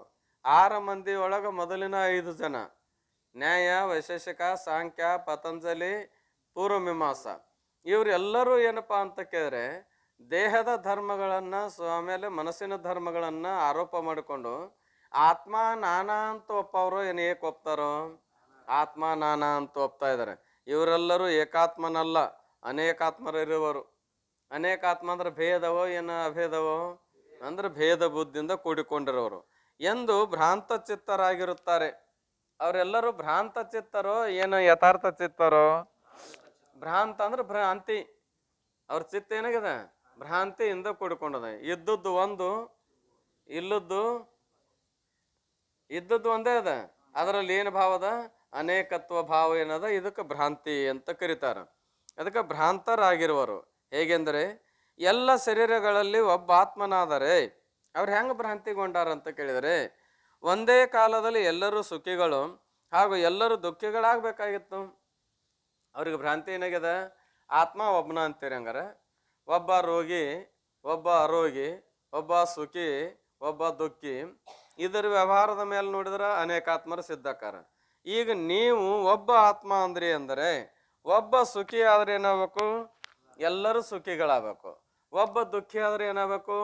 ಎಲ್ಲರೂ ದುಃಖಿಗಳು. ಒಬ್ಬ ರೋಗಿ ಆದ್ರೆ ಎಲ್ಲರೂ ರೋಗಿಗಳಾಗಬೇಕು. ಒಬ್ಬ ನಿರೋಗಿ ಆದ್ರೆ ಎಲ್ಲರೂ ನಿರೋಗಿಗಳಾಗಬೇಕು. ಯಾಕೆ? ಜೀವ ಏನದನ ಅಥವಾ ಆತ್ಮ ಎಲ್ಲರ ದೇಹದಲ್ಲಿ ಒಬ್ಬನ ಅದಾನೋ ಬೇರೆ ಬೇರೆ ಅದಾರೋ? ಮತ್ತು ಒಬ್ಬನೇ ಇದ್ರೆ ಒಬ್ಬ ನಕ್ಕರ ಎಲ್ಲರೂ ನಗಬೇಕು. ನಗ್ತಾರನು? ಒಬ್ಬ ನಕ್ಕರ ಏನಕ್ಕನ? ಒಬ್ಬ ಅಳತಾನ. ಲೋಕಾನುಭವದಲ್ಲಿ ಒಂದು ಅನುಭವದ ಮಾತದ. ಏನಂತ? ಏನಂತರಿ? ಅನುಭವದ ಮಾತು. ಒಬ್ಬ ನಕ್ಕರ ಒಬ್ಬ ಅಳ್ತಾನ, ಒಬ್ಬ ಹತ್ರ ಒಬ್ಬ ನಗತಾನ. ಅನುಭವದ ಮಾತೇನು ಅಂತ ಕೇಳಿದ್ರೆ, ಹನ್ನೆಲೆ ಉದುರುವಾಗ ಹಸಿರೆಲೆ ನಗತಿತ್ತಂತ. ಇದು ಅನುಭವ ಏನ್ರಿ? ಹನ್ನೆಲೆ ಅಂದ್ರೆ ದುಃಖದಿಂದ ಕೂಡ್ಕೊಂಡದ್ದು. ಹಸಿರೆಲೆ ಅಂದ್ರೆ ಏನ್ರಿ? ಒಳ್ಳೆ ಆರೋಗ್ಯವಂತಿದ್ದದ್ದು ಅಂದಾಗೆ. ಅದಕ್ಕಾಗಿ ಈ ರೀತಿಯಾದ ಅನುಭವ ಬೇರೆ ಬೇರೆ ತೋರುವುದರಿಂದ ಆತ್ಮ ಅನೇಕಿದ್ದನು ಒಬ್ಬನ ಅಂತೀರಿ ಅಂದ್ರೆ ಒಬ್ಬ ಹತ್ರ ಏನು ಮಾಡ್ಬೇಕು? ಎಲ್ಲರೂ ಒಳಬೇಕು? ಸಾಧ್ಯದನು? ಇಲ್ಲ. ಏನ್ರಿ ಅಂದಮೇಲೆ ಆದ್ದರಿಂದ ಆತ್ಮ ನಾನತ್ವ ಭ್ರಾಂತಿಯೂ ಆಗಿರುತ್ತದೆ. ಅವ್ರಿಗೇನಾಗ್ಯದ? ಈ ಅನುಭವದ ಮೇಲಿಂದ ಅವರು ನಾನಾ ಆತ್ಮ ಅಂತ ಅಂಗೀಕರಿಸ್ತಾರೆ. ಖರೆ ವಿಚಾರ ಮಾಡಿ ನೋಡಿದರೆ, ವಿಚಾರ ಮಾಡಿ ಏನಂದ್ರೆ ತಿಳುವಳಿಕೆಯಿಂದ ನೋಡಿದ್ದಾದರೆ, ಆತ್ಮಾನಾತ್ಮ ವಿಚಾರ ಮಾಡಿ ನೋಡಿದ್ದಾಗ ಒಬ್ಬಾತನೇ ಸತ್ಯ, ಒಬ್ಬ ಆತ್ಮನೇ ಸತ್ಯ ಅಂತ ಸಿದ್ಧ ಆಗ್ತದೆ. ಹೇಗೆಂದರೆ ಅನೇಕ ಘಟ ಜಲೋಪಾದಿಗಳಿಂದ ಸೂರ್ಯನು ಅನೇಕವಾಗಿ ಕಂಡು ಬಂದರೂ ಒಬ್ಬನೇ ಹೇಗೋ ಹಾಗೆ ಅನೇಕ ಅಂತಃಕರಣೋಪಾದಿಗಳಲ್ಲಿ ಆತ್ಮ ನಾನತ್ವ ಕಂಡು ಬಂದರು ನಿಜವಾಗಿ ಒಬ್ಬ ಆತ್ಮನೇ ಇರುವನು. ಜಲಗಳಿಂದ ತುಂಬಿಡಲ್ಪಡಂತ ಘಟ ಅನೇಕ ಇರುವುದರಿಂದ ಆ ಉಪಾಧಿ ಮೂಲಕವಾಗಿ ಸೂರ್ಯ ಅನೇಕವಾಗಿ ಏನೋ ಒಬ್ಬನದನೋ? ಒಬ್ಬನೇ ಅದಾನ. ಆದ್ರೆ ಉಪಾಧಿ ಮೂಲಕವಾಗಿ ಅನೇಕರು. ಹಾಗೆ ಜಲ ಉಪಾಧಿಯಿಂದ ಯುಕ್ತವಾದಂಥದ್ದು ಯಾವುದು? ಅಂತಃಕರಣ. ಅಂತಃಕರಣ ಏನದ? ಜಲಪೂರಿತವಾದ ಘಟ ಇದ್ದ ಹಾಗೆ. ಆ ಘಟದಲ್ಲಿ ಯಾರ ಪ್ರತಿಬಿಂಬ ಬಿದ್ದದ? ಬ್ರಹ್ಮನ ಪ್ರತಿಬಿಂಬದ. ಬ್ರಹ್ಮನ ಪ್ರತಿಬಿಂಬ ರೂಪವಂತ ಜೀವ ಒಬ್ಬನೂ ಅನೇಕ ಒಬ್ಬನೇ ಅದಾನ. ಆದ್ರೆ ಅಂತಃಕರಣ ರೂಪ ಘಟದ ಉಪಾಧಿ ಎಷ್ಟದವು? ಅನೇಕ ಇರುವುದರಿಂದ ಏನಾಗಿ ತೋರ್ಯದಪ್ಪ ಅಂತ ಕೇಳಿದ್ರೆ ಅನೇಕ ಆಗಿ ಅನಿಸಿದ ಹೊರತಾಗಿ ವಾಸ್ತವತ ವಿಚಾರ ಮಾಡಿದ್ರೆ ಆತ್ಮ ಎಷ್ಟದರ? ಒಬ್ಬನಿದ್ದಾನೆ. ಆತ್ಮ ಅಂತಃಕರಣೋಪಾದಿಗಳಲ್ಲಿ ಆತ್ಮ ನಾನತ್ವ ಕಂಡು ಬಂದರೂ ನಿಜವಾಗಿ ಒಬ್ಬ ಆತ್ಮನೇ ಇರುವನು. ಆದ್ದರಿಂದಲೇ ಎಲೆಯ ಶಿಷ್ಯನೇ, ಸ್ಥೂಲ ಸೂಕ್ಷ್ಮ ಶರೀರದ್ವಯಗಳಿಗೆ ಅಧಿಷ್ಠಾನಭೂತವಾದ ನೀನು ಎರಡೂ ಶರೀರಗಳ ಧರ್ಮಗಳನ್ನು, ನೀ ಸ್ಥೂಲ ಶರೀರಕ್ಕೂ ಏನದಿ? ಅಧಿಷ್ಠಾನದಿ. ಸೂಕ್ಷ್ಮ ಶರೀರಕ್ಕೂ ಏನದಿ? ಅಧಿಷ್ಠಾನದಿ. ನಿನ್ನ ಅಧಿಷ್ಠಾನವಾದ ನಿನ್ನಲ್ಲಿ ತೋರಿದಂಥ ಸ್ಥೂಲ ಶರೀರದ ಧರ್ಮವೂ ನಿನಗೆ ಸಂಬಂಧ ಇಲ್ಲ, ಸೂಕ್ಷ್ಮ ಶರೀರದ ಧರ್ಮವೂ ನಿನಗೆ ಸಂಬಂಧ ಇಲ್ಲ. ಸ್ಥೂಲ ಶರೀರದ ಧರ್ಮ ಯಾವಿಗಿಲ್ಲೇ? ರೋಗ ನಿರೋಗ, ಜನ್ಮ ಮರಣ ಅಂತೇನು ಹೇಳ್ತಾರಲ್ಲ ಹಾಗೆ ಇಲ್ಲಿ ಸದ್ಯ ಕಾಲಕ್ಕೆ ರೋಗ ನಿರೋಗ. ರೋಗ ಬಂದದ್ದು ಅದಕ್ಕೆ? ಸ್ಥೂಲ ಶರೀರಕ್ಕೆ. ನಿರೋಗಿ ಇದ್ದದ್ದು ಯಾವುದು? ಸ್ಥೂಲ ಶರೀರ. ದುಃಖ ಇದ್ದದ್ದು ಯಾವುದಕ್ಕೆ? ಮನಸ್ಸಿಗೆ. ಸುಖ ಅನುಭವಿಸೋದು ಯಾವುದು? ಮನಸ್ಸು. ಈ ಮನಸ್ಸು ಈ ಶರೀರ ಎರಡೂ ಉಪಾಧಿಗಳ ಮೂಲಕವಾಗಿ ನಿನಗೇನಾಗಿದೆಪ್ಪ ಅಂತ ಕೇಳಿದ್ದಾರೆ. ಎರಡೂ ಶರೀರ ಧರ್ಮಗಳನ್ನು ಅಧ್ಯಾಸ ಮೂಲಕ ಹೊಂದಿದರು. ಅಧ್ಯಾಸ ಮೂಲಕವಾಗಿ ಅಂದರೆ ಭ್ರಾಂತಿ ಮೂಲಕವಾಗಿ, ತಪ್ಪು ತಿಳುವಳಿಕೆಯಿಂದ ಅವಕುರ ಧರ್ಮ ನಿನ್ನುವಂತ ನೀ ತಿಳ್ಕೊಂಡಾಗ್ಯಾದರೂ ಕೂಡ ಕೇವಲ ಸಾಕ್ಷಿ ಚಿನ್ಮಾತ್ರ ಸ್ವರೂಪನೇ ಇರುವಿ. ನೀ ಏನದಿ? ಕೇವಲ ಸಾಕ್ಷಿ ಚಿನ್ಮಾತ್ರ. ಕೇವಲ ಅಂದ್ರೆ ಉಪಾಧಿರಹಿತವಾದಂಥ ಸಾಕ್ಷಿ ಸ್ವರೂಪ ನಿನ್ನದು. ಸಾಕ್ಷಿ ಅಂದ್ರೆ ಗೊತ್ತದ? ಸಾಕ್ಷಿ ಪದಕ ಅರ್ಥ ಏನದ ಅಂತ ಕೇಳಿ ಉದಾಸೀನತ್ವ ಸತಿ ಬೌದ್ಧ ಸಾಕ್ಷಿರ್ ಲಕ್ಷಣಂ ಅಂತ ಹೇಳಿದಾರೆ. ಇಲ್ಲ ವಿಚಾರ ಸಾಗರದಲ್ಲಿ ಸಾಕ್ಷಿ ಲಕ್ಷಣ ಮಾಡ್ಯಾರ, ಬಹುಶಃ ಇನ್ನು ಮುಂದೆ ಬರ್ತಿರ್ಬೇಕು ಬಹುಶಃ. ಬಂದ್ ಹೋಗಿತ್ತೇನ್ರಿ? ಏನದ ಅಂತಃಕರಣ ಅಥವಾ ಅಂತಃಕರಣ ವೃತ್ತಿಯಲ್ಲಿ ವರ್ತಿಸ್ತಕ್ಕಂಥ ಚೇತನ ಮಾತ್ರಕ್ಕೆ, ಅದಕ್ಕೆ ಇಲ್ಲಿ ಸ್ಪಷ್ಟ ಬರೀತಾರ, ನೀನದಿ ಕೇವಲ, ಕೇವಲ ಅಂದ್ರು ಒಂದೇ, ಚೇತನ ಮಾತ್ರ ಅಂದ್ರು ಒಂದೇ. ಏನ್ರಿ? ಕೇವಲ ಚೇತನ ಅಂದ್ರು ಒಂದೇ, ಚೇತನ ಮಾತ್ರ ಅಂದ್ರು ಒಂದೇ. ಏನ್ರಿ? ಅಂತಃಕರಣ ಅಥವಾ ಅಂತಃಕರಣ ವೃತ್ತಿಯಲ್ಲಿ ವರ್ತಿಸುವಂತ ಚೇತನ ಮಾತ್ರಕ್ಕೆ ಏನನ್ನಬೇಕು? ಸಾಕ್ಷಿ ಅನ್ನಬೇಕು ಅಂತ ತಿಳ್ಕೊಂಡು. ಏನ್ ಈ ಸಾಕ್ಷಿ ಲಕ್ಷಣವನ್ನ ನಿರ್ದಿಷ್ಟವಾಗಿ ಮಾಡಲಿಕ್ಕೆ ಅತಿವ್ಯಾಪ್ತಿ, ಅವ್ಯಾಪ್ತಿ, ಅಸಂಭವ ದೋಷಗಳ ರಹಿತವಾದ ಲಕ್ಷಣಕ್ಕೆ ಏನಂತಾರೆ? ನಿರ್ದುಷ್ಟ ಲಕ್ಷಣ ಅಂತಾರ. ಅಂದ್ರೆ ದುಷ್ಟ ಲಕ್ಷಣ ಅಲ್ಲ, ದೋಷಯುಕ್ತ ಲಕ್ಷಣ ಅಲ್ಲ. ದುಷ್ಟ ಲಕ್ಷಣ ಪದಕರ್ತಿನ ದೋಷಯುಕ್ತ. ಯಾವ ದೋಷ ಅಂದ್ರೆ ಅವ್ಯಾಪ್ತ್ಯಾರ ಇರಲಿ, ಅತಿವ್ಯಾಪ್ತ್ಯಾರ ಬರಲಿ, ಅಸಂಭವರ ಇರಲಿ, ಈ ಮೂರೂ ದೋಷಗಳ ರಹಿತವಾದದ್ದಕ್ಕೆ ಏನಂತಾರ? ನಿರ್ದುಷ್ಟ ಲಕ್ಷಣ ಅಂತಾರ. ಅದನ್ನ ಪಂಡಿತ್ ಪೀತಾಂಬರಿಜವ್ರು ಮ್ಯಾಲ ಟೀಕಾದಲ್ಲಿ ಬರೆದ್ರು. ಪಂಡಿತ್ ಪೀತಾಂಬರಿಜವ್ರು ಆ ಸಾಕ್ಷಿ ಲಕ್ಷಣವನ್ನ ನಿರ್ದುಷ್ಟ ಅದ ಅನ್ನೋದು ಪದಕೃತಿ ಮಾಡಿ ತೋರಿಸಿದ್ರು, ಪರೀಕ್ಷೆ ಮಾಡಿದ್ರು. ಈಗ ಒಂದು ಅಂತಃಕರಣದ, ಒಂದು ಆವಾಸದ, ಒಂದು ಬ್ರಹ್ಮಚೇತನದ, ಇವು ಮೂರರಲ್ಲಿ ದೋಷ ಬರಬಾರ್ದು. ಅಂದ್ರೆ ಇವು ಮೂರರಲ್ಲಿ ಅತಿವ್ಯಾಪ್ತಿ ಆಗಬಾರ್ದು. ಯಾರ್ದು? ಸಾಕ್ಷಿಯ ಲಕ್ಷಣ ಅಂತಃಕರಣದಲ್ಲಿಯೂ ಅತಿವ್ಯಾಪ್ತಿ ಆಗಬಾರ್ದು, ಅಥವಾ ಆಭಾಸನಲ್ಲಿಯೂ ಅತಿವ್ಯಾಪ್ತಿ ಆಗಬಾರ್ದು, ಬ್ರಹ್ಮನಲ್ಲಿಯೂ ಅತಿವ್ಯಾಪ್ತಿ ಆಗಬಾರ್ದು. ಅಂತಃಕರಣದಲ್ಲಿ ವರ್ತಿಸ್ತಕ್ಕಂಥ ಚೇತನ ಮಾತ್ರಕ್ಕ ಸಾಕ್ಷಿ ಚಿನ್ಮಾತ್ರ ಅಂತಾರ, ಚೇತನ ಮಾತ್ರ ಅಂತ ಕೂಡ ಕರಿತಾ ಇದ್ದಾರೆ. ಏನ್ ಅಂತಃಕರಣ ತೋ ಆಪ ಬಿ ಹೈ, ಅಂತಃಕರಣ ತಾನಾದರೂ ಕೂಡ ಅದ, ತಾಕೆ ವಿಷಯ ವರ್ತನೆ ವಾಲಾ ನಹಿ, ಕಿಸಿಸೆ ವಿಷಯ. ಅಂತಃಕರಣವು ಅಂತಃಕರಣದಲ್ಲಿ ವರ್ತಿಸ್ತದನು? ಇಲ್ಲ. ಮತ್ತು ಅಂತಃಕರಣ ಏನದ? ಅಂತಃಕರಣದ. ಅಂತಃಕರಣ ಅಂತಃಕರಣದಲ್ಲಿ ವರ್ತಿಸುವುದಲ್ಲ. ಬೇಡ, ಅಂತಃಕರಣ ಅಂತಃಕರಣ ವೃತ್ತಿಯಲ್ಲಿ ವರ್ತಿಸ್ತದನು? ಅಂತಃಕರಣ ವೃತ್ತಿ ಅಂದ್ರೆ ಏನು? ಅಂತಃಕರಣ. ಅಂತಃಕರಣ ವೃತ್ತಿ ಅಂದ್ರೇ ಅಂತಃಕರಣ. ಏನ್ರಿ? ವಿಕಾರಗೊಂಡಾಗಿ ಅಂತ ವೃತ್ತಿ ಅಂತ ಹೇಳಿಸ್ಕೊಂತು, ವಿಕಾರ ಹೊಂದಲಾರ್ದ ಇದ್ದಾಗ ಅಂತಃಕರಣ ಅಂತ ಹೇಳ. ಅಂತಃಕರಣ ತಾನೇನೋ ಅದ, ಆದರೆ ತನ್ನಲ್ಲಿ ವರ್ತಿಸುವುದಿಲ್ಲ. ಲಕ್ಷಣ ನೆನಪಿಡಬೇಕು ಮೊದಲ. ಅಂತಃಕರಣದಲ್ಲಿ ವರ್ತಿಸುವಂತ ಚೇತನ ಮಾತ್ರಕ್ಕೆ ಏನಂದೇವು ಈಗ? ಸಾಕ್ಷಿ. ಅಂತಃಕರಣ ಅದ ಕರೆ, ಅಂತಃಕರಣ ಅಂತಃಕರಣದಲ್ಲಿ ವರ್ತಿಸ್ತದನು?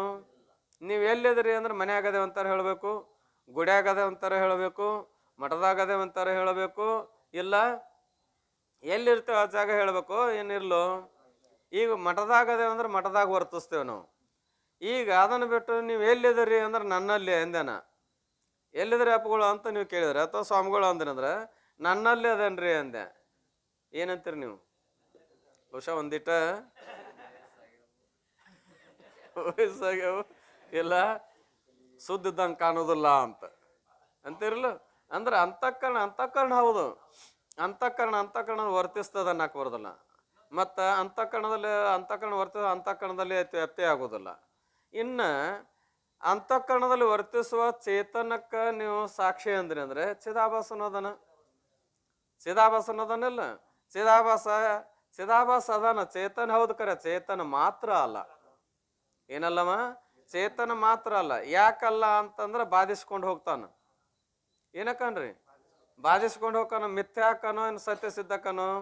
ಅವ ಚೇತನ ಮಾತ್ರ ಅಲ್ಲ. ಮತ್ತ ಚೇತನ ಮಾತ್ರ ಬ್ರಹ್ಮನೂ ಅದ. ಬ್ರಹ್ಮ ಏನದ? ಚೇತನ ಮಾತ್ರ ಅದ. ಆಭಾಸ ಅಂತಃಕರಣದಲ್ಲಿ ವರ್ತಿಸ್ತಾನ ಕರೆ, ಚೇತನ ಮಾತ್ರ ಅಲ್ಲ. ಹಂಗಾರ ಚೇತನ ಮಾತ್ರ ಇದ್ದದ್ದಕ್ಕ ನೀವೇನನ್ರಿ ಸಾಕ್ಷಿ ಏನ್ರಿ? ಹಂಗಾರ ಚೇತನ ಮಾತ್ರ ಬ್ರಹ್ಮನು ಕೂಡ ಅದಾನ. ಬ್ರಹ್ಮನಿಗೆ ಸಾಕ್ಷಿ ಅನ್ನಕ್ಕೆ ಬರೋದಿಲ್ಲ. ಯಾಕ? ಅವ ಎಲ್ಲಿ ವರ್ತಿಸುವುದಿಲ್ಲ? ಅಂತಃಕರಣದ ವೃತ್ತಿಯಲ್ಲಿ ವರ್ತಿಸುವುದಿಲ್ಲ. ಅದಕ್ಕೆ ಬಾಹ್ಯ ಚೇತನ ಅಂದರ, ವ್ಯಾಪಕ ಚೇತನ ಅಂದರ. ಏನ್ರಿ? ಘಟಾಕಾಶ ಮಹಾಕಾಶ ಅಂತ ಹೆಂಗಂತೇವಿ, ಹಾಗೇನಪ್ಪ ಕೂಟಸ್ಥ ಬ್ರಹ್ಮ ಹೇಳುವಾಗ ಬ್ರಹ್ಮ ವ್ಯಾಪಕವಾದ ಹೊರಗಿನ ಚೇತನ, ಬಾಹ್ಯ ಚೇತನ. ಆದರೆ ಸಾಕ್ಷಿಯಲ್ಲಿ ವರ್ತಿಸ್ತಾನ ಅಂತಃಕರಣದಲ್ಲಿ. ಬ್ರಹ್ಮ ಚೇತನ ಮಾತ್ರ ಅದನ್ನ ಕರೆ, ಆದ್ರೆ ವೃತ್ತಿಯಲ್ಲಿ ವರ್ತಿಸುವುದಿಲ್ಲ. ಆಭಾಸ ವೃತ್ತಿಯಲ್ಲಿ ವರ್ತಿಸ್ತಾನ ಕರೆ, ಚೇತನ ಮಾತ್ರ ಅಲ್ಲ. ಅಂತಃಕರಣ ಅದ ಕರೆ, ಅಂತಃಕರಣದಲ್ಲಿ ವರ್ತಿಸುವುದಿಲ್ಲ. ಆದ್ದರಿಂದ ಅಂತಃಕರಣ ವೃತ್ತಿಯಲ್ಲಿ ವರ್ತಿಸುವಂತ ಚೇತನ ಮಾತ್ರಕ್ಕೆ ಏನನ್ನಬೇಕು? ಸಾಕ್ಷಿ ಎನ್ನಬೇಕು. ಅದಕ್ಕೆ ಕೇವಲ ಸಾಕ್ಷಿ ಅಂದ್ರೆ ಚೇತನ ಮಾತ್ರ ಅಂದಂಗ. ಅಥವಾ ಚಿನ್ಮಾತ್ರ. ಚಿನ್ಮಾತ್ರ ಅಂದ್ರೆ ಏನ್ರಿ? ಚೈತನ್ಯ ಸ್ವರೂಪ ಏನ್ರಿ? ಕೇವಲ ಚೇತನ ಅಂದ ಹಾಗೆ ಚೇತನ ಸ್ವರೂಪವೇ ಇರುವಿ. ನೀ ಹೆಂಗದಿ? ಕೇವಲ ಚೇತನ ಸ್ವರೂಪ ನದೆಯೋ ಏನಾರು ಮತ್ತೇನಾರು ನಿನ್ನಲ್ಲಿ ಕೂಡ್ಯದು? ಕೇವಲ ಚೇತನ ಸ್ವರೂಪನಿರುವಿ. ನಿನ್ನಲ್ಲಿ ರೋಗವೂ ಇಲ್ಲ, ನಿನ್ನಲ್ಲಿ ನಿರೋಗತನೂ ಇಲ್ಲ, ಸುಖನೂ ಇಲ್ಲ, ದುಃಖವೂ ಇಲ್ಲ. ಇವೆಲ್ಲ ಯಾರ ಧರ್ಮ? ಶರೀರ, ಸೂಕ್ಷ್ಮ ಶರೀರ, ಸ್ಥೂಲ ಶರೀರದ ಧರ್ಮಗಳು. ಮತ್ತು ಇವುಗಳು ಇವೇ ನಿನ್ನಲ್ಲಿ ಇಲ್ಲ. ಇವುಗಳಿಗೆ ಅತೀತನಾಗಿರುವುದನ್ನ ಸ್ಥೂಲ ಶರೀರನೇ ಏನು ಅಲ್ಲ, ಸೂಕ್ಷ್ಮ ಶರೀರನೇ ಏನು ಅಲ್ಲ. ಯಾಕಲ್ಲ? ಎದುರಿಟ್ಟು ಅರಿಯೋದರಿಂದ. ಮತ್ತು ನಮ್ಮವರನು ಅಂದರೆ ಅಲ್ಲ, ಪಂಚಮಹಾಭೂತದ್ದಿರುವುದರಿಂದ. ಹೀಗೆ ಅವು ಎರಡನ್ನೂ ಎದುರಿಟ್ಟರಿಯುವುದರಿಂದ ಅವುಗಳ ಅಧ್ಯಾಸ ಮೂಲಕವಾಗಿ ನಿನಗೆ ಭ್ರಾಂತಿ ಆಗ್ಯದ. ಹಂಗೆ ಏನಂತ? ನಾ ರೋಗಿ, ನಾ ನಿರೋಗಿ, ನಾ ಸುಖಿ, ನಾ ದುಃಖಿ ಅಂತ ಹೇಳಿದು. ನೀ ವಿಚಾರ ಮಾಡಿ ನೋಡಿದ್ರೆ ನಿನಗೆ ಇವು ಯಾವ ಸಂಬಂಧ ಇಲ್ಲ. ನೀ ಹೆಂಗದಿ? ತೊಳೆದು ಮುತ್ತಿದ್ದಂಗದಿ. ಹೆಂಗದಿ? ತೊಳೆದು ಮುತ್ತಿದ್ದಂಗದಿ ಅಂತ ತಿಳ್ಕೊಂಡು ನಿನ್ನಲ್ಲಿ ಯಾವ ದೋಷಗಳು ಸಂಭವಿಸುವುದಿಲ್ಲ. ನಿನ್ನಲ್ಲಿ ವಾತನೂ ಇಲ್ಲ, ನಿನ್ನಲ್ಲಿ ಕಫನೂ ಇಲ್ಲ, ನಿನ್ನಲ್ಲಿ ಪಿತ್ತವೂ ಇಲ್ಲ. ಇವೆಲ್ಲ ಎಲ್ಲಿದಾವು? ಸ್ಥೂಲ ಶರೀರದಲ್ಲಿ ಅದಾವು. ಅದಕ್ಕೆ ಅನುಸರಿಸಿ ಸೂಕ್ಷ್ಮ ಶರೀರ ಮತ್ತು ಸ್ಥೂಲ ಶರೀರ ವ್ಯವಹಾರ ನಡೀತಾ ಇದೆ. ಆದ್ದರಿಂದಲೇ ನೀನು 16 ಧರ್ಮಗಳಿಂದ ರಹಿತನಾಗಿದ್ದಿ. ಏಟ್ರಿ? 16 ಕಲ ನಿಷ್ಕಲಂಕ ರೂಪ ನೀನು ಅಂತ ಬಂದದ್ ನೋಡ್ರಿ. ನೀ ಹೇಗದೆ? ನಿಷ್ಕಳ ರೂಪನಾಗಿ. ನಿನ್ನಲ್ಲಿ ಯಾವುದೇ ಕಲಾ ಇಲ್ಲ. ಯಾವುದೇ ಕಲಾ ಅಂದ್ರೆ ಯಾವುದೇ ಒಂದು ವ್ಯವಹಾರ ನಿನ್ನಲ್ಲಿಲ್ಲ. ಏನಿಲ್ಲ? ಪ್ರಾಣ ನಿನ್ನಲ್ಲಿಲ್ಲ, ಶ್ರದ್ಧಾ ನಿನ್ನಲ್ಲಿಲ್ಲ, ಸೂಕ್ಷ್ಮ ಆಕಾಶ ನಿನ್ನಲ್ಲಿಲ್ಲ, ವಾಯು ನಿನ್ನಲ್ಲ, ಜ್ಯೋತಿ ರೂಪ ಇದು ಕಲಾ. ಇವು ಆಪ, ಪೃಥ್ವಿ, 10 ಇಂದ್ರಿಯ ಅಷ್ಟು ಕೂಡಿ ಒಂದೇ ಹಿಡಿಬೇಕಾರೆ ಅದನ್ನು. ಅವು 10 ಇಂದ್ರಿಯ ಲೆಕ್ಕಕ್ಕೆ ಹಾಕಿದಂದ್ರೆ ಎಲ್ಲ ವಿಪರೀತ ಆಕತಿ ಇಲ್ಲಿಗ. ಏನ್ರಿ? ಏನಪ್ಪ ಅಂದ್ರೆ ಏನು 4 ಇವನು ಏನು ಸಾಧನ ಚತುಷ್ಟಯ ಅಂತೇವಲ್ಲ, 4 ಸಂಪತ್ತಿನಿಂದ ಕೂಡಿಕೊಂಡು ಬೇಕಂದಾಗ ವರ್ಣನೆ ಮಾಡುವಾಗ ಎಷ್ಟು ಅಕ್ಕವ್ರಿ? ಅವು 9 ಅಕ್ಕವು. ವಿವೇಕ, ವೈರಾಗ್ಯ, ಶಮ, ದಮ, ತಿತಿಕ್ಷ, ಶ್ರದ್ಧಾ, ಉಪರತಿ, ಸಮಾಧಾನ, ಆಮೇಲೆ ಮುಮುಕ್ಷತ್ವ. ಅವು 6 3 ಕೂಡಿ 9 ಅಕ್ಕವು. ಅವ್ರೇಸ್ ಹೇಳ್ಯಾರ? 4 ಅಂತ ಹೇಳ್ಯಾರ. ಮತ್ತು 9 ಅಕ್ಕವು 4 ಅಂದ್ರೆ ಹೆಂಗ್ರೆ? 6 ಕೂಡಿಸಿ 1 ಗಣನ ಮಾಡ್ಯಾರ. ಯಾವಾರ್ರಿ? ಸಮಾಧಿ ಗುಣಗಳನ್ನು ಪರಸ್ಪರ ಅವು ಏನದವಪ್ಪ ಅಂತ ಕೇಳಿ ಒಂದಕ್ಕೊಂದು ಒಂದಿದ್ರೆ ಅವಷ್ಟು ಅವ ಅನುಕೂಲ ಇದ್ರೆ ಇದು ಒಂದಿರ್ತದ ಅಂತ ತಿಳ್ಕೊಂಡು ಅದನ್ನು ಭಾಳ ಸುಂದರವಾಗಿ ಬಿಡಿಸಿದಾರೆ ವಿಚಾರಸಾಗರ ಟಿಪ್ಪಣದಲ್ಲಿ. ಆಗಿ ಹೋಗ್ಯದ ಈಗಾಗಲೇ. ಏನ್ರಿ? ಶಮ ಸಾಧಿಸ್ಬೇಕಾದ್ರೆ ಅವು 6 ಬೇಕು, ದಮ ಸಾಧಿಸ್ಬೇಕಾದ್ರೆ ಅದನ್ನು ಬಿಟ್ಟು ಉಳಿದುದು ಅವು 5 ಬೇಕು. ಹೀಗೆ ಎಲ್ಲವೂ ಪರಸ್ಪರ ಸಹಕಾರಿ ಇರುವುದರಿಂದ ಅಷ್ಟು ಕೂಡಿಸಿ ಏನು ಮಾಡಿದ್ದೇವೆ? ಒಂದರಲ್ಲಿಯೇ ಗಣನ ಮಾಡಿದ್ದೇವೆ ಅಂತ. ಹಾಗೆ ಇಲ್ಲಿ ಇಂದ್ರಿಯಗಳಂದಾಗ 10 ಇಂದ್ರಿಯಗಳು ಕೂಡಿ 1ರ ಒಳಗೆ ಗಣನ. ಈಗ ಇಲ್ಲ ಅಂದ್ರೆ ಅದು 10 ಇಂದ್ರಿಯ ಲೆಕ್ಕ ಹಿಡಿದು ಎನಸಾಕ್ ಹೋದ್ವಿ ಅಂದ್ರೆ ಎಲ್ಲ ಕ್ರಮ ತಪ್ಪಿ ಹೋಗ್ಬಿಡ್ತದೆ. ಯಾಕೆ? 16 ಹೇಳಿದಾರೆ. 1ನೇದ್ದು ಪ್ರಾಣ, 2ನೇದ್ದು ಶ್ರದ್ಧಾ, 3ನೇದ್ದು ಸೂಕ್ಷ್ಮಾಕಾಶ, 4ನೇದ್ದು ವಾಯು, 5ನೇದ್ದು ಜ್ಯೋತಿ, 6ನೇದ್ದು ಆಪ, 7ನೇದ್ದು ಪೃಥ್ವಿ, 10ನೇದ್ದು 10 ಇಂದ್ರಿಯ, 8ನೇದ್ದು ಆಮೇಲೆ ಮನ 9, ಅನ್ನ 10, ವೀರ್ಯ 11, ತಪ 12, ಮಂತ್ರ 13, ಕರ್ಮ 14, ಲೋಕ 15. ಲೋಕಗಳ ವಿಷಯ ಇವೇ 16 ಕಲೆಗಳು. ಲೋಕಗಳ ವಿಷಯ ಏನು? ಇವೆಲ್ಲ ಕೂಡಿ 16 ಕಲೆಗಳು. ಇವುಗಳಿಂದ ರಹಿತನಾದ್ದರಿಂದ ಇವು ಯಾವರ ಕಲಾದವ ನಿನ್ನಲ್ಲಿ? ಪ್ರಾಣ ಐತನೋ? ನಿನ್ನಲ್ಲಿ ಪ್ರಾಣ ಇಲ್ಲ. ನಿನ್ನಲ್ಲಿ ಶ್ರದ್ಧಾ ಐತನೋ ಅಂದ್ರೆ ಬುದ್ಧಿ ಐತನೋ ಅಂತ ಕೇಳಿದ್ರೆ ಅದು ಹೇಳಕ್ಕೆ ಬರೋದಿಲ್ಲ. ಸೂಕ್ಷ್ಮ ಆಕಾಶ ಐತನೋ? ಇಲ್ಲ ಅಂದ್ರೆ ಆಕಾಶನೂ ಇಲ್ಲ. ವಾಯು ಇಲ್ಲ, ಜ್ಯೋತಿ ಇಲ್ಲ ಅಂದ್ರೆ ದೀಪ ನಕ್ಷತ್ರಾದಿಗಳು ಯಾವುವೂ ಇಲ್ಲ. ಆಮೇಲೆ ಆಪ್ ಅಂದ್ರೆ ನೀರಿಲ್ಲ, ಪೃಥ್ವಿ ಇಲ್ಲ, ಈ ದಶೇಂದ್ರಿಯಗಳಿಲ್ಲ, ಈ ಅನ್ನ ಅನ್ನೋದು ಇಲ್ಲ, ವೀರ್ಯ ಅನ್ನೋದು ಇಲ್ಲ, ತಪನೂ ಇಲ್ಲ, ಮಂತ್ರನೂ ಇಲ್ಲ, ಕರ್ಮನೂ ಇಲ್ಲ, ಲೋಕನೂ ಇಲ್ಲ. ಲೋಕದ ವಿಷಯಗಳು ಕೂಡ ನಿನ್ನ ಸ್ವರೂಪದೊಳಗಿಲ್ಲ. ಈ 16 ಕಲಾಗಳ ರಹಿತನಾದಂಥ ನೀನು ಹೇಗಾದ್ರೆ ನಿಷ್ಕಲಂಕ. ಏನು? ರೈತನಾದ್ದರಿಂದ ನೀನು ನಿಷ್ಕಲ ರೂಪನಿರುತ್ತಿ. ಮತ್ತು ಆಕಾಶವು ಮೇಘಮಂಡಲಗಳಿಂದ ಮುಚ್ಚಲ್ಪಟ್ಟರೂ ಹೇಗೆ ನಿರ್ಮಲವಾಗಿರುವುದು. ಆಕಾಶ ಮೇಘ ಮಂಡಲ ಮುಚ್ಚಿರ್ತಾವ ಏನ್ರಿ, ಮಾಡು ಮುಸ್ಕ್ಯಾವ್ರಿ, ಮಾಡು ಮುಸ್ಕ್ಯಾವ್. ಎದಕ್ ಮುಸ್ಕ್ಯಾವ್? ಆಕಾಶಕ್ಕೆ ಮುಸ್ಕ್ಯಾವ್ ಅಂತೇನು ಅಂದ್ರೆ ಮುಚ್ಚಿ ಹಾಕಿದಾವ ಅಂತ ಅರ್ಥ. ಈಗ ಆಕಾಶವನ್ನು ನಾವು ಮುಚ್ಚಿ ಹಾಕಿದಾಗ ಕಪ್ಪು ಮೋಡಿದ್ದಾಗ ಏನಾಗಿಲ್ಲ, ಆಕಾಶ ಕಪ್ಪಾಗಿಲ್ಲ. ಬಿಳಿ ಮೋಡಗಳಿದ್ದಾಗ ಬೆಳಗಾಗಿಲ್ಲ. ಹೊಲಸಿದ್ದಲ್ಲಿ ಹೊಲಸಾಗಿಲ್ಲ. ಹಸನಿದ್ದಲ್ಲಿ ಹಸನ್ ಇಲ್ಲ, ಹಸನದ ಅಂತ ಹಿಂಗೇನಾರ ಐತನು. ಏನಿದ್ರು ಕೂಡ ಹೆಂಗ ಅವುಗಳಿಗೆ ಅಂಟಿಕೊಳ್ಳಲಾರ್ದ ಇದೆಯೋ ಹಾಗೆ ನಿನ್ನ ಸ್ವರೂಪದೊಳಗೆ ಇವೆಲ್ಲವೂ ತೋರಿದ್ರು ಕೂಡ, ನಿನ್ನ ಸ್ವರೂಪ ಇವೆಲ್ಲ ತೋರಿದ್ರು ಕೂಡ ಏನದ ಅಂತ ಕೇಳಿ ಹಾಗೆ ನೀನು ಸ್ಥೂಲ ಸೂಕ್ಷ್ಮ ಶರೀರಗಳಿಂದ ಯುಕ್ತನಾದರು. ಇವುಗಳ ಸಂಬಂಧ ಇದ್ರೂ ಕೂಡ ಯಾಕೆ ಸಂಬಂಧ ಆಗ್ಯದ್ರಿ ಇವ್ರದು? ಅಜ್ಞಾನ ಮೂಲಕವಾಗಿ. ಮೂಲ ಕಾರಣ ಏನ್ರಿ? ಆರೋಪ ಕಿಸಿಸೆ ಹೋವೆ ಹೈ. ಇದು ಪ್ರಶ್ನೆ ಅದ ನಾ ಕೇಳಿದ್ದು. ಆರೋಪ ಕಿಸಿಸೆ ಹೋವೆ ಹೈ ಅಂದ್ರೆ ಆರೋಪವು ಯಾವುದರಿಂದ ಆಗುತ್ತದೆ? ಉತ್ತರ ಏನದರಿ? ಅಜ್ಞಾನಸೆ. ಎದ್ರಾಗದರಿ ಇದು? ಚಂದ್ರೋದಯದೊಳಗ. ಯಾವ ಕಲಾದಾಗ ಅಂದ್ರೆ ಎರಡನೇ ಕಲಾದಲ್ಲಿ. ಈ ಆರೋಪ ಕಿಸಸೆ ಹೋವೆ ಅಂದಾಗ ಈ ಅಜ್ಞಾನಸೆ ಅಂತ ಹೇಳ್ಕೊಂಬಂದಿದಾರ. ಅಂತೂ ಇದು ಯಾವಾಗಾತು ಯಾಕಾತು ಅಂತ ಕೇಳಿದಾಗ ಅರಿವಿ ದ್ರಷ್ಟ ಅಂತ ಕೊಟ್ಟು ಹೇಳಿದಾರೆ. ಅಂತೂ ಏನಪ್ಪಾ ಅಂದ್ರೆ ಯಾಕೆ ಆರೋಪ ಆಯ್ತು ಇದು? ಇವೆರಡೂ ಶರೀರಗಳ ಸಂಬಂಧ ಇರುವುದರಿಂದ ನಿನ್ನಲ್ಲಿ ಏನಾಗಿದೆ ಅಂದ್ರೆ ತೋರಿದ. ವಾಸ್ತವತ ವಿಚಾರ ಮಾಡಿ ನೋಡಿದ್ರೆ ನೀ ಹೇಗದೆ ನಿರ್ಲೇಪನಾಗಿರುವಿ. ಇವಕ್ಕರ ಸಂಬಂಧರೇ ಯಾಕೆ ನಿನಗೆ ಬಂತು ಅಂದ್ರೆ ಅಜ್ಞಾನ ವಶನಾಗಿರುವುದರಿಂದ. ಈ ರೀತಿಯಾಗಿ ಹೇಳ್ಕೊಂಡು ಬಂದು ಒಂದು ಅವಿದ್ಯೆಯೇ ಅಂತಃಕರಣ ಚತುಷ್ಟಯ ರೂಪವನ್ನು, ನಾದ ಬಿಂದುಗಳ ರೂಪವನ್ನು ಹೊಂದಿರುವುದೆಂದು ಹೇಳುತ್ತಾರೆ. ಇನ್ನು ಒಂದು ಅವಿದ್ಯೆನ ಏನಾಗಿದೆ ಅಂದ್ರೆ 4 ತೆರನಾಗಿ ಪರಿಣಾಮ ಆಯಿತು. ಮನ, ಬುದ್ಧಿ, ಚಿತ್ತ, ಅಹಂಕಾರ. ಆಮೇಲೆ ನಾದ ಬಿಂದು ಅಥವಾ ಬಿಂದು ನಾದ. ಏನದು ಅಂತಂದ್ರೆ ಎಲ್ಲ ಪ್ರತಿಪಾದನೆ ಮಾಡ್ತಾ ಇದ್ದಾರೆ. ಸುಮ್ಮನೆ ಇದೊಟ್ಟು ನೋಡ್ತೇನೆ ನೋಡ್ರಿ.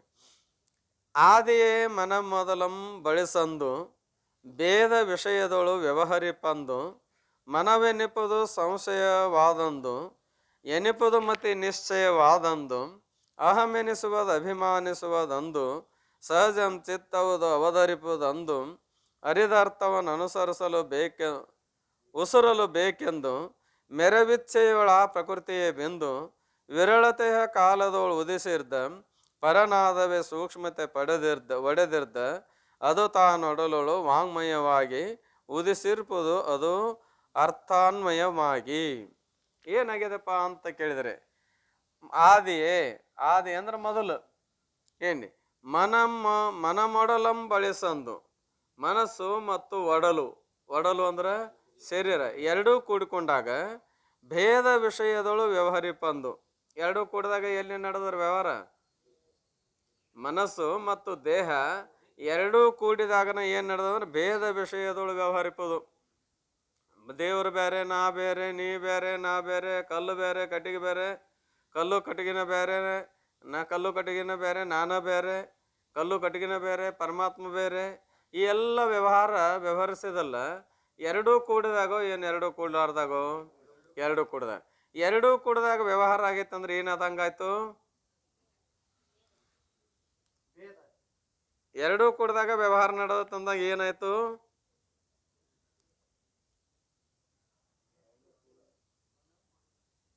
ಮನಸ್ಸು ಒಡಲು ಕೂಡಿದಾಗ ವ್ಯವಹಾರ ನಡೀತದಲ್ಲ, ಮನಸ್ಸು ಒಡಲು ಕೂಡಿದಾಗ ವ್ಯವಹಾರ ನಡೀತದಂದ್ರೆ ಏನಾದಂಗಾತೀಗ? ಒಂದು ಸ್ವಲ್ಪ ಲಕ್ಷ್ಯ ಕೊಡ್ಬೇಕಾಗತ್ತೆ ಅಷ್ಟೇ. ಈಗ ಅದನ್ನ ಒಂದೇನಪ್ಪ ಅಂದ್ರೆ ಏನಾಯ್ತು ಅನ್ನೋದೇನು ಉತ್ತರದ ಅದನ್ನ ನಾ ಮೊದಲು ಅಂದೆ ಅಂದ್ರೆ ಸರಳ ಹೇಳ್ಬಿಡ್ತೀರಿ. ಮತ್ತೆ ಮನಸ್ಸು ಒಡಲು ಕೂಡಿಕೊಂಡಾಗ ಭೇದ ರೂಪ ವ್ಯವಹಾರ ನಡೀತೇವೆ ಅಂದ್ರೆ ಏನಾದಂಗಾತೀಗ?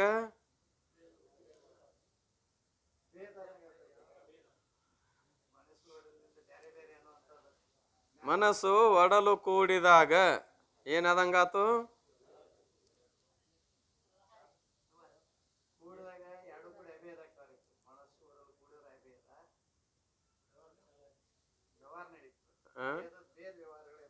ಮನಸ್ಸು ಒಡಲಿನ ಸಂಯೋಗ ಆತೀಗ ಅಂದ್ರೆ ಏನಾದಂಗಾತು?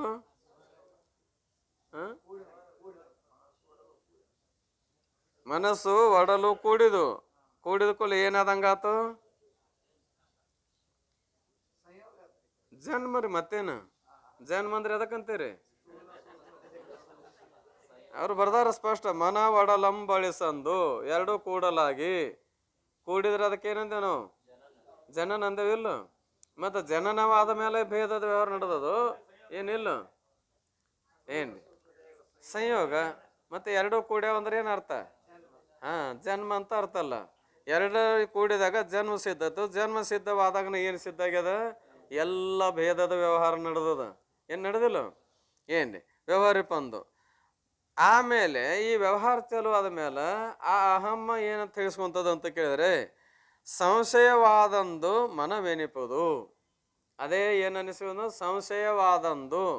ಸಂಶಯ ಅಂದರೆ ಹೌದು ಅಲ್ಲೋ, ಹೋಗುನೋ ಬ್ಯಾಡೋ, ಸಂಕಲ್ಪ ವಿಕಲ್ಪ. ಸಂಶಯ ಅಂದ್ರೆ ಸಂಕಲ್ಪ ವಿಕಲ್ಪ ಯಾವಾಗ ಆಯ್ತು ಅವಾಗ ಅದಕ್ಕೆ ಏನಂತ ಹೆಸರು ಬಂತು?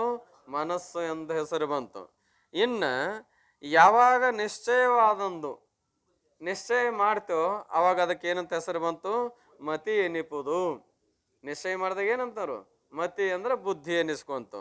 ಇನ್ನು ಅಭಿಮಾನಿಸುವ ಅಂದು, ಯಾವಾಗ ಅಭಿಮಾನವನ್ನು ಮಾಡ್ತೋ ಆವಾಗ ಅಹಂ ಎನಿಸುವುದು. ಏನು ಎನಿಸ್ಕೊತಾ ಇದೆ? ಅಹಂ ಅಂತ ಹೇಳಿಸ್ಕೊತಾ ಇದೆ. ಯಾವಾಗ ಅವಧರಿಪದು, ಯಾವಾಗ ಸಂಸ್ಕಾರಗಳನ್ನು ಎಲ್ಲ ಧಾರಣೆ ಮಾಡ್ಕೊತದೇವೋ ಏನ್ರಿ ಅದಕ್ಕೇನಂತ ಕರೆದ್ರು ಅಂದರೆ ಸಹಜಂ ಚಿತ್ತವು. ಅದು ಅದಕ್ಕೆ ಸಹಜವಾಗಿ ಏನಂತ ಹೆಸರು ಬಂತು? ಚಿತ್ತ ಅಂತ ಹೆಸರು ಬಂತು. ಅರಿದರ್ಥವನ್ನು ಉಸರಲು ಬೇಕೆಂದು ಮತ್ತೇನು ಆಸೆ ಮಾಡ್ತೀವಿ?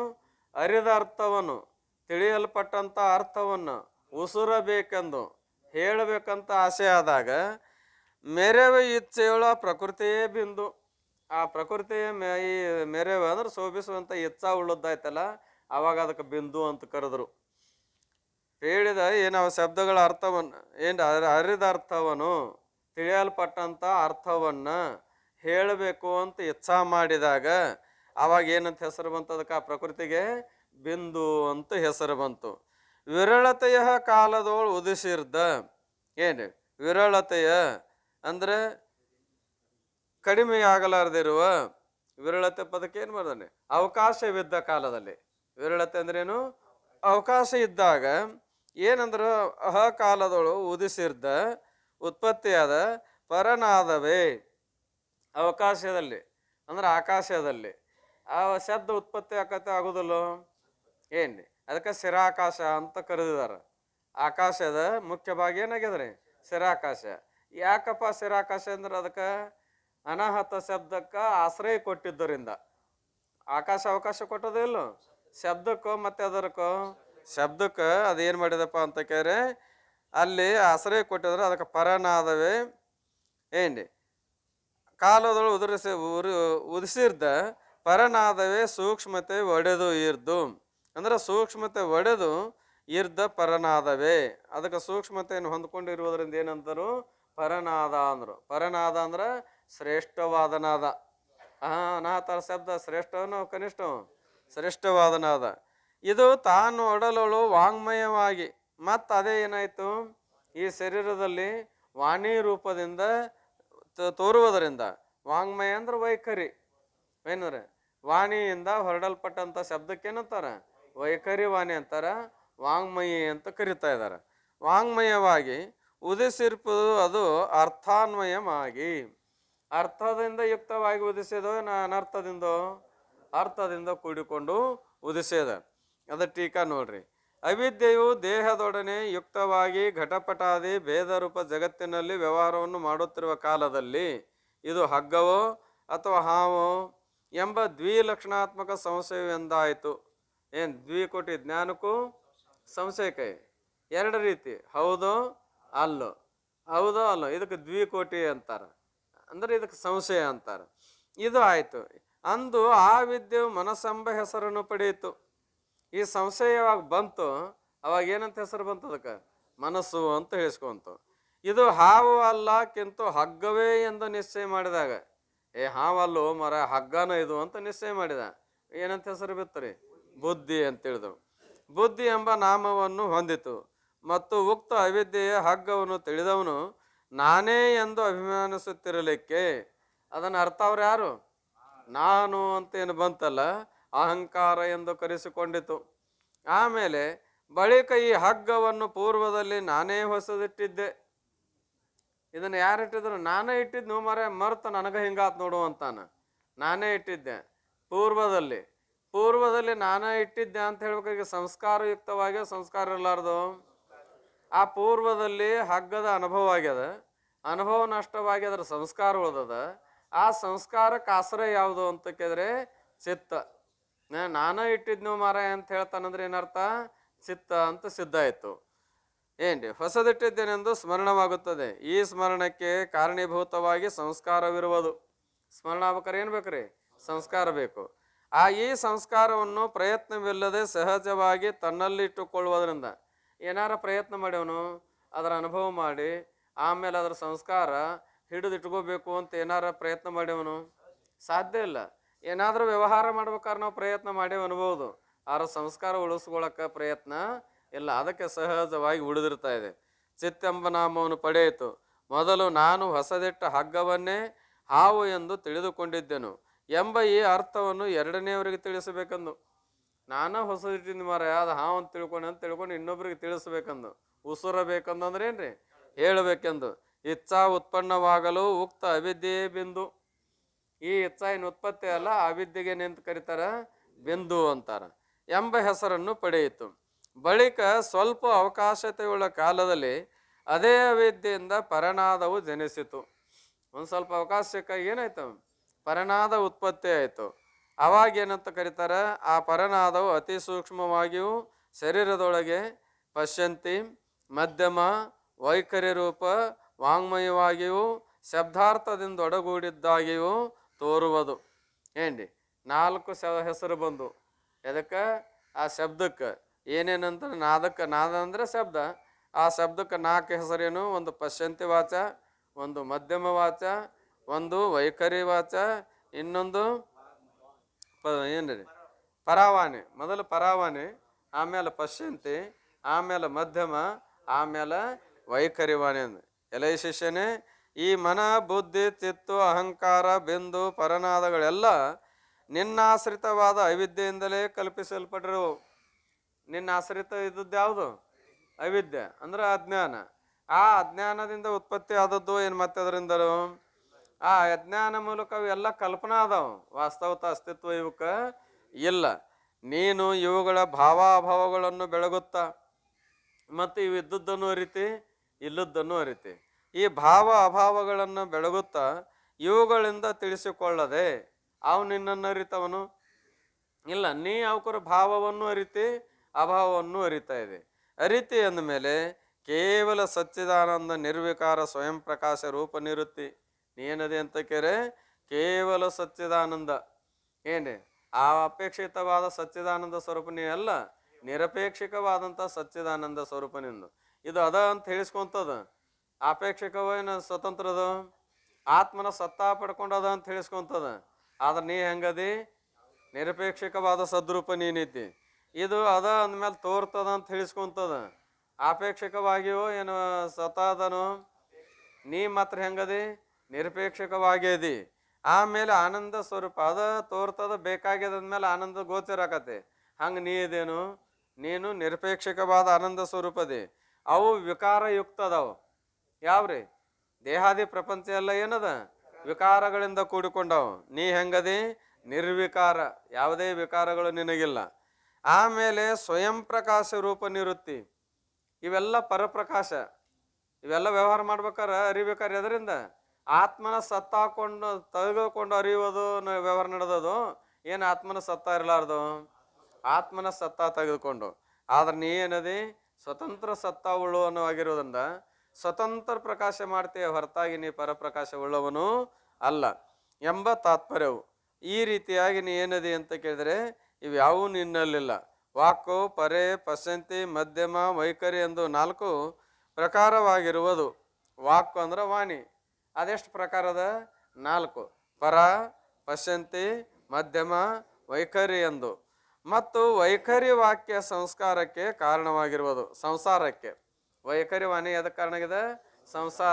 ಸಂಸಾರಕ್ಕಂದ್ರ ದುಃಖಕ್ಕೆ. ಸಂಸಾರಕ್ಕೆ ಕಾರಣ ಆಗ್ಯದ ಅಂದ್ರೆ ಹೇಳ್ತಾ ದುಃಖಕ್ಕೆ ಕಾರಣ ಆಗ್ಯದ ಏನ್ ಎಂದು ಹೇಳುತ್ತಾರೆ. ಮುಂದಿನ ನುಡಿಯಲ್ಲಿ ಹೇಳ್ತಾ ಇದಾರ. ಆ ವಿಷಯ ಮತ್ತು ಸಾಯಂಕಾಲ